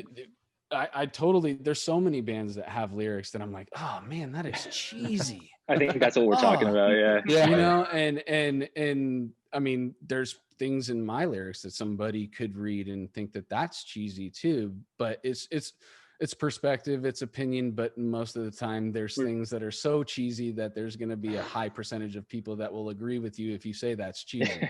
Sure. You know? but how about this? How about you guys? How about you guys change the game and you have guitar, bass, another guitar, and the lyrics there, like all at once, like just a fucking onslaught, like a rock band. Yeah. Right? Why don't you try I'm something? down. Idea. I like that idea. My thing was like, let's just have Adam go do karaoke at a bar to one of our songs and just fucking freak everyone out. That'd be Just sick. just give them the strings and drums. like and just- little lyric subtitles on the bottom, like the little bouncing ball, Bouncing devil The horns. bouncy balls is still like going like this, it's like fucking blast beating. I think that's a rad idea. Yeah. Everyone in the bar is like, what is he doing? Well, Casey, of course, Yeah. Casey thinks it's a rad idea. Anything with karaoke, Casey's like, I'm in. Oh yeah, Casey's the karaoke man, dude. What do you mean? He is the karaoke master, dude. You'd have like a full He's the karaoke setup at karaoke every host place I've I've ever ever- been to.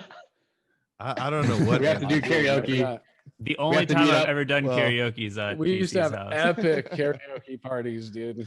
I'm so So- down. I'm 100% down. Oh, For yeah. me, if you want my opinion about the lyric videos, I think like from a person who, well, I don't know, maybe I've done karaoke twice, but basically like lyric videos, like I kind of like it when it's just basic. Like it might be the artwork and it's just like this, like here's the lyrics and it just switches like simple. But when the lyrics are like flashing Right. me in the face, like and blah blah There's blah like- blah, there's blah, like- blah, blah, blah, blah, I'm just kind of like I'm a little bit like I don't know if I mean I I agree. can't like I don't know, I can't focus on it. It's a little bit like Yeah, like each word becomes like a Well, and because Adam's vocals are not slow, so it's like Yeah, that would be hard for Adam's vocals. Shit, it'd be like he'd be Yeah. like, oh my god. Yeah. Well, I bouncy can't- ball, I think is the only. Yeah. I think the bouncy ball is the only way you could really feel Yeah, it. I like the bouncy ball. What- Yeah, that's a better. What way I to think go. would be Yeah. cool for you guys would be like Sure. the slow pan over the album art, like zoomed in, so you like see it, you Yeah. like scroll across the whole thing slowly. That Okay. kind of thing would be Right. really rad. So I sick. like that kind of idea. Yeah. Okay. I like my idea about everything at once. everything at once. Yeah. Me too. Yeah. yeah. I just I have want the to see my face just tabs. covered in lyrics, like until my little box is totally filled up. I think Just that's- have like tabs like covering the do it guitar like players. do it like a Star Wars intro over Yeah. constantly. Time move. ago. Yeah, just over everything. We're breaking ground, guys. I don't know. I can't Good even idea. follow the Star Wars lyrics. What does that say about me? Like, I know. That's the best. The You Star can't read Wars, 3 the fuck, yeah. paragraphs. Those are hard No. to read though, because they're like going. You're like, you what got the- that perspective Yeah, shift. Going but on. if he's doing the fast spits, you got to move that fast, dude. Yeah. So you got to be like, He's scrolling, dude. Dude, Star Wars lyrics with the ball, dude. Dude, I don't know. I think Mickey Mouse kind of nailed it. Dude. Back I love how Joel's just like, I'm not letting it go, dude. I'm gonna keep on adding. This is my life right now. yeah, truly, gang. That's all I'm doing. So, anyways, had That's a what's couple. up. To all of our non-video listeners, Joel Joel just just showed showed us. 9 Trulies that he's No, I'm done. just kidding. 7. Yeah. Joel's gonna feel sick tomorrow. Nah. The next episode, Nate's episode. Oh, by the way, Nate Just from eat before bed, Ontogeny you'll is be fine. coming. Nate from Ontogeny. Oh, sick. Next Anomalous, week, dude. yeah, dude. Yeah. Anomalous. Oh Yep. fuck We're gonna yeah! have him He's on the next shit. week. So That'll be my last sober podcast of 2021. I know he's sticking it through. We're trying to get him to. We've offered him hundreds of Zero dollars. alcohol in all of the January podcasts. What's up? I'm kind of getting tired of how. You getting tired of it? Tired of how good. No, I'm getting tired of how good you look. Is what I'm trying to say. Oh yeah, you see more bags under my eyes. Look all and healthy. Shit. Yeah, more puffy in the face, a little red in the cheeks. Smoking a bunch of pots. Dry mouth January with this guy. Dry mouth January, dude. What's up? Anthony's he's dry, but he's not. As we know, he's wet, dude. Anyways, he's not wet. He's dry. Can I anyways, can I show the album art again and like zoom in on it and scope it for a bit? I think so. Scope it out. Unless we're gonna get sued by Par, I don't know. There it is. No, he knows us. He's cool. Joel mentioned buttholes earlier. Oh, you got a couple up there. No. Of course he did. You know what? No, those are not Honestly, buttholes, dude. I love sure? that contrast They're though. On nipples. both I of was those. gonna say it's got like the yin. Oh, yang dude. almost. No, it's so fucking cool. That's really cool. That was one of the first things that stood. I mean, the whole thing's cool, but like those two like suns and the negative or whatever. The fucking I thought that was instantly rad. I was like, oh, that's sick. Totally. right off the bat, and everything else is sick too. I'm just saying, it's cool. Who I did the love- logo? He showed us like a rough draft of this that was like already like 85% of the way there. We were like, dude, what? Like, Yeah, yeah. pencil, too, That's I think. awesome, man. You're like, I'm no, I done. just sketched this out in like a couple hours, like earlier today or something. And then it's like, He was on vacation. yeah.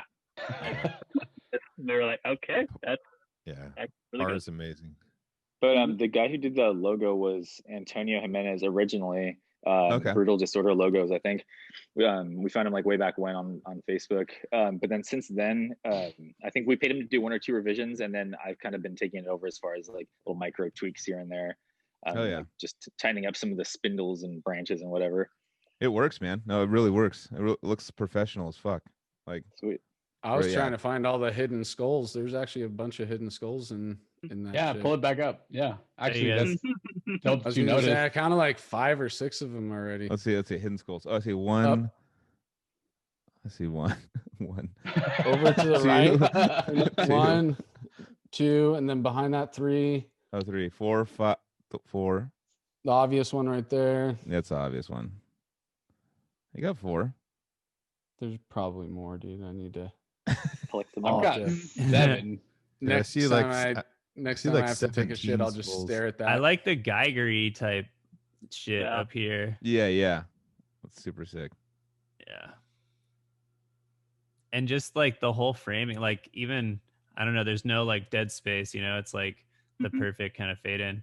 I've been it playing a lot of really looks Zelda. like- This kind of looks like Zora's Kingdom, kind of. It's like, or it's Yeah. just it's plain and simple, dude. It's just some ominous ruins, dude. Hey, That's- Yeah. Anthony, how do you pronounce Geiger? Gigger. Oh, HR Yeah. Gigger. And that's just because I That's heard right. You him always used to say it correct that way. us. I kind of Americanized it. Yeah. because you have all the tattoos, right? You have like Dude, Yep. Adam just got all close This up whole, with us. well, I mean, it's covered up, but yeah, this whole arm has like 6 different characters from Giger paintings. Nice. on like the night we talk about your long sleeve, you have a long sleeve. shirt on. Yeah, I know. Well, it's kind of chilly right now, dude. Today, That's true. Yeah. talking about weather, I couldn't fucking get it out of my bones at work today, dude. So long sleeve it is. Are you still in South City, Anthony? Yep. That- Still right across the street from that Jack in the Box, dude. So crazy. I mean, I grew Shout up out there. shout I out grew to up Hung like- too, by the way. Hung to seafood. Hung too, right behind it. Yeah. Dude, because my grandma and my dad live behind the Seas Candy, so I grew up around that area. Oh, okay, right on. Yeah, I like literally walked to fucking Hit Wall 2. Yeah, dude. I've been fucking working there since I was 18, full time. Damn, dog. Spot, dude. I'm 36 now, dude. So half my life I've been there. Yeah. Fuck. How's it going over there? It's my dad's business. So Yeah. I just been working for Pops ever since. Like that's the only job. I think I worked. Yeah, I had one other job. I was cleaning fucking cleaning vans for an ex-girlfriend's uncle on the weekends. Other than that, just working on cars since I was 12. You know, Shout out to Traps Tire and Auto. Traps. Traps.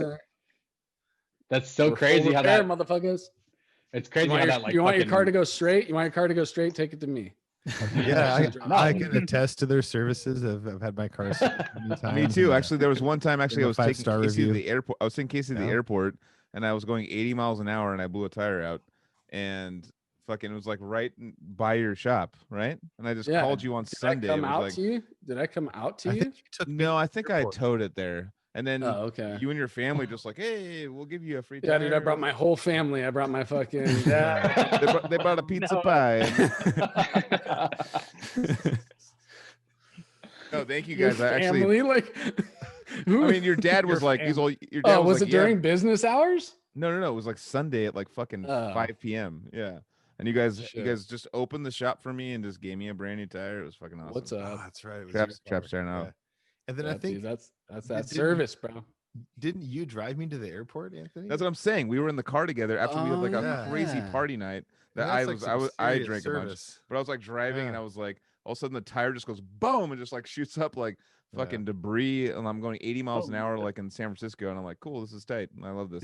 And I turned over and like Casey's like, dude, I got to make my plane. I remember Anthony came over on the side of the freeway, picked Casey up, right? You took him to the That's airport. what happened. Yep. Yeah. I Anyways. fucking got you to your flight, and then I handled Then you you. got after that.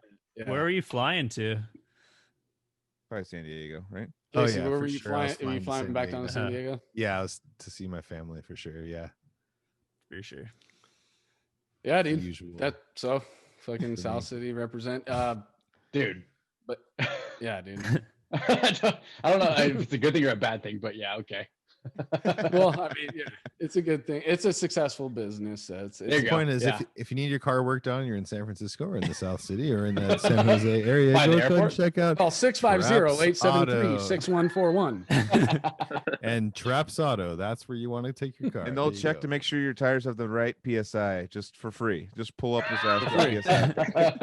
Well, if you came up, we'd be like, "What? How am I going to charge you for that?" It took me.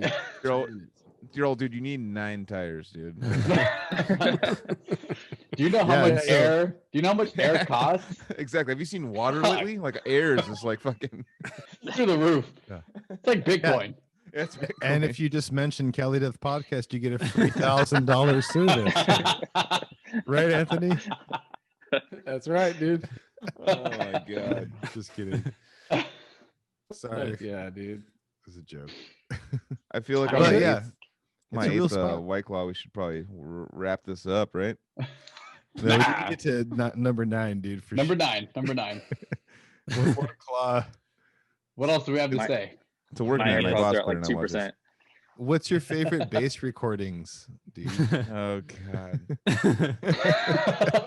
Another like 3 hours. We're gonna extend this like really long, dude. It's pointless. No, but I'm actually like. You Nah. mean like After all he- time? Yeah. Go ahead. Oh yeah, here we go. We got Mitch on. We got Mitch on. We got Yeah. Mitch on it. Okay, 3 like metal, whatever from Metallica, Megadeth on. Where's Oh, wait, what are your 3 favorites? I mean, I guess as far as Perfect time to metal, pee. I mean, Erlen Kasperlin, like for sure. Oh. I think he did Oh, a. yeah. uh, Shout out, Kurt, Roland. He's done a bunch of stuff, but like Yeah, we love he him. killed it. He's always been like a huge influence. He Forearms, played in heels, Bile on the bloodletting tour that we did. That's where we Yeah. met Oh, him. He's nice. a fucking great dude. for sure. And then we met him in Europe and saw him. Yeah, he's like the coolest, nicest guy. Anyways, Nice. he's Um, go ahead. other than him, dude, I'd say another like probably one of my biggest influences is Dominic Forrest. Oh yeah. Uh, Done the tour with him too. Yeah. I'd Yep, probably gonna Augury and butcher his shit. last name, so I won't even try to say it. But Le Pointe? I don't know. Joint? I don't know. Yeah. Joel nailed it. Yeah, I know he's always been a huge influence. The Augury's like always been one of my favorite bands. Oh, sick. um, Yeah. They got a live stream. Yeah. They're playing all of their Yeah. first Yeah, album on the looking forward to 29th. that for Oh, sure. really? Oh, I They know. are? Yeah. Augury? I'll be watching that. Yeah. Oh, I want to Yeah, watch they're playing that. all Fuck those yeah. singles. No, they're fucking amazing, dude. Yeah. So- Yeah, his writing on that album, just like the bass, is like it was weird then, and it's kind of still weird now. It's like a little off. Like wait, it's like a super heavy riff, and he's like doing something on like the 17th fret, and you're like, but it works like really well. Yeah. Yeah. So see, same with the first fragment with him, how he does that. It's Yeah. like, yeah, it's just he's I remember he would like try to give me bass lessons and stuff. I'm like, no, dude, I'm like, you're too up. I'm too down. You're too up. But he would like, he does for his, he goes for his bass, for his 16th notes. He goes 1, 2, 3, 4. Really? With his pinky. Fuck? Wait, goes, wait, he goes 1, 2, 3, 4, or he does a pattern? 1, 2, 3, 4. 1, 2, 3, 4. 1, 2, 3, 4. 1, 2, 3, 4. Yeah, I get it. Yeah. Oh, so he goes in a row, like 1, 2, 3, 4, 1, 2, 3, 4. Yeah, it's like how he does 16th. He goes. Wow. I'm like, what the fuck? I've never seen anyone do that before. Like, I don't know. I thought he was just the whole. It looks like he's doing this. I didn't know that. Yeah. He doesn't use his finger at all. He's just all like, He's doing it so fuck fast everything. you could barely tell. I actually didn't know that either. Yeah. Red No, bass. Look at the red bass. Yeah. Oh, the red bass. Is that the red bass? I thought it was a different red bass. No, this is new bass. This is not. Oh. red bass. Oh, okay. Yes, I thought it's like a BC Rich bass, right? Yeah, I can actually see that getting going. Yeah. The professor perfected. The it already. professor's just perfecting. Yeah. He's Yeah. investigating, So what would be number 3? Because that's what professors do. They investigate. Yeah, well, of course, you're doing research right now. That was 2, right? I mean, definitely like Victor Wooten, Oh, I mean, Yeah. Fuck yeah. just like the greats, of course. Yeah. I like that, like classically, like late 90s, early 2000s, the bass was always just kind of in the background, and I like that it's like different now. Like, the bass is like across genres being way more featured in like the mix, and also like, being allowed to do its own thing. You know what bass that actually what tone it really kind of surprised me in the last couple of years was the Rivers of Nile that Rivers of Nile bass tone. Like I remember just like loving it on the album and then seeing him live, and I'm like, damn, dude, you got the sickest amp and bass tone. He's all, dude, I'm just playing a dark glass going to the house. There's no amp. I was like, damn, it's so heavy, dude. Like you're fucking like no fucking actual pushing air amp. I was like, fuck. I was very impressed by that. Not to take over, but I was just for like those pedals nowadays are getting so ridiculous. They Going make DI. I definitely Totally. have one. Yeah. There would be times where when I was just doing Summer Slaughter, playing humongous places, and I was like, you know what?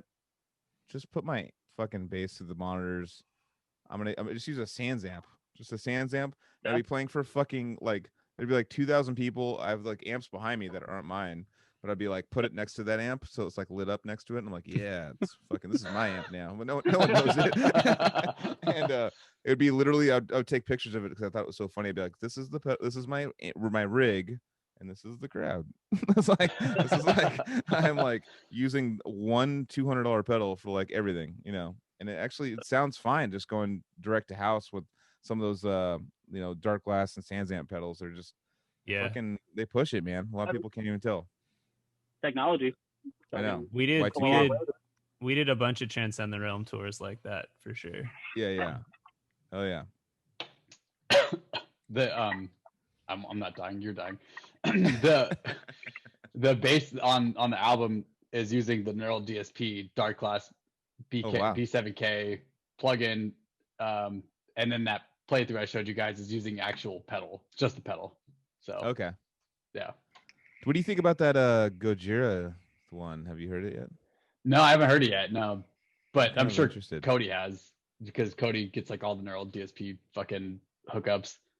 Is it Neural DSP or is it just a dark glass pedal? Oh, for the Neural one, I think it's for the album. Yeah.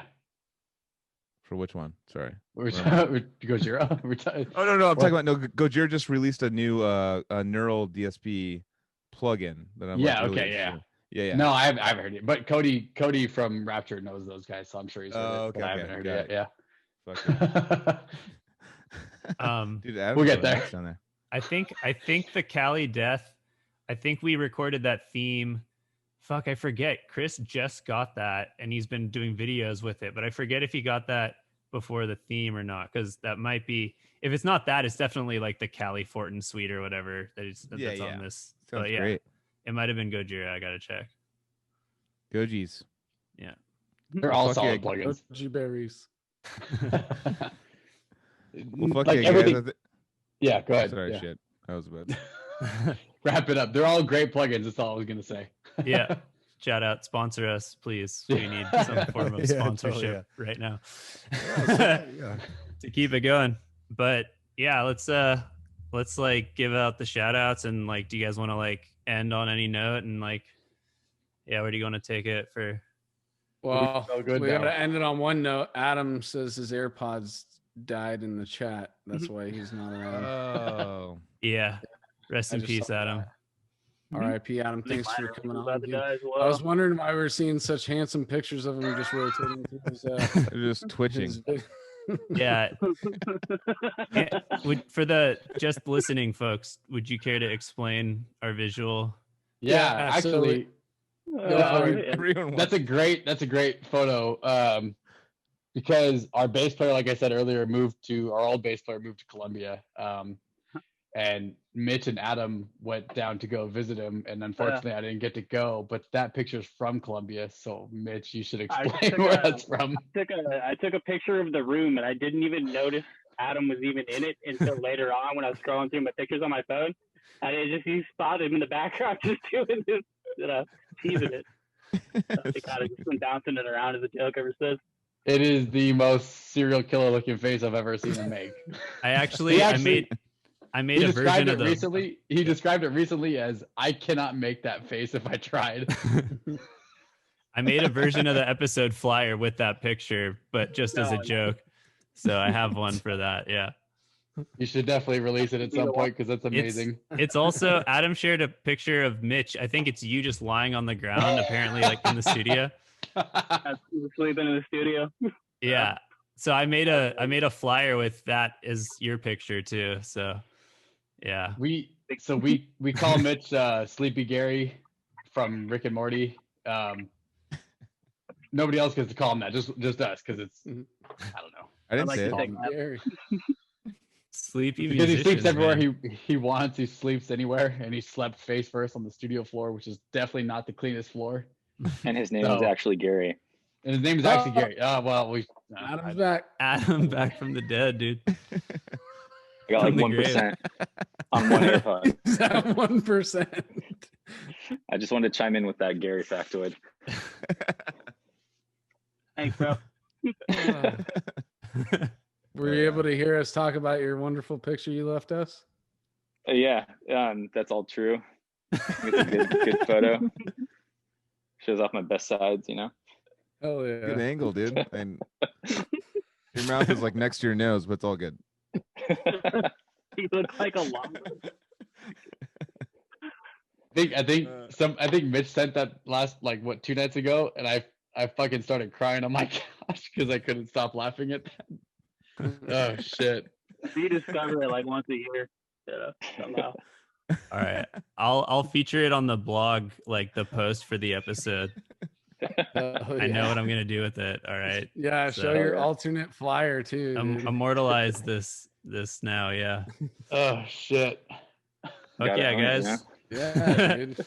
Good way to end it. Had a great time, dude. That was fun, man. Oh, yeah, for sure. Oh yeah. Again, what was it? February 26th. Yeah. February 26th. Album comes out. There's gonna be something a few days before, so just keep your eyes peeled. For those who haven't heard it already, I know there's a select few that have already heard the full album. Where all your your socials? You're saying where can people go to your socials? Facebook.com/Ominous Ruin, @Ominous Ruin on Instagram. Bandcamp. It's Voices That Echoes in Stone. February 26th. Willowtip. Willowtip. Shout out to our bandmates and motherfucking Odious Mortem for having us on, and Joseph, thank you so much. This has been an absolute honor. Fuck yeah, man. Dude. Had a ton of fun, man. Dude. Most I'm definitely. gonna add you on Facebook. Oh yeah. What's up? So you guys were the first band that's like not, more OG. Like I guess we have had Archaic, but like you're like from in terms of music coming out like the next, and so like dude, you're the first because I was like we got to bring Ominous on, and these guys came around to it, so I'm stoked. Yeah. Oh yeah. Yeah. No, super stoked to have you guys, and yeah. So shout out to all the listeners and watchers out there. Hit us on the CaliDeath.com. YouTube page, Cali Death Podcast, Apple Podcast, Cali Death Podcast, social, same thing. Rate, review, subscribe, all that good stuff. Tell your friends, and we'll be back next week with Nate from Ontogeny Anomalous. And yeah, thanks again to Christopher Beatty for the theme song, dude. It fucking rips. Fuck yeah. Hell yeah. And we'll see you guys next week.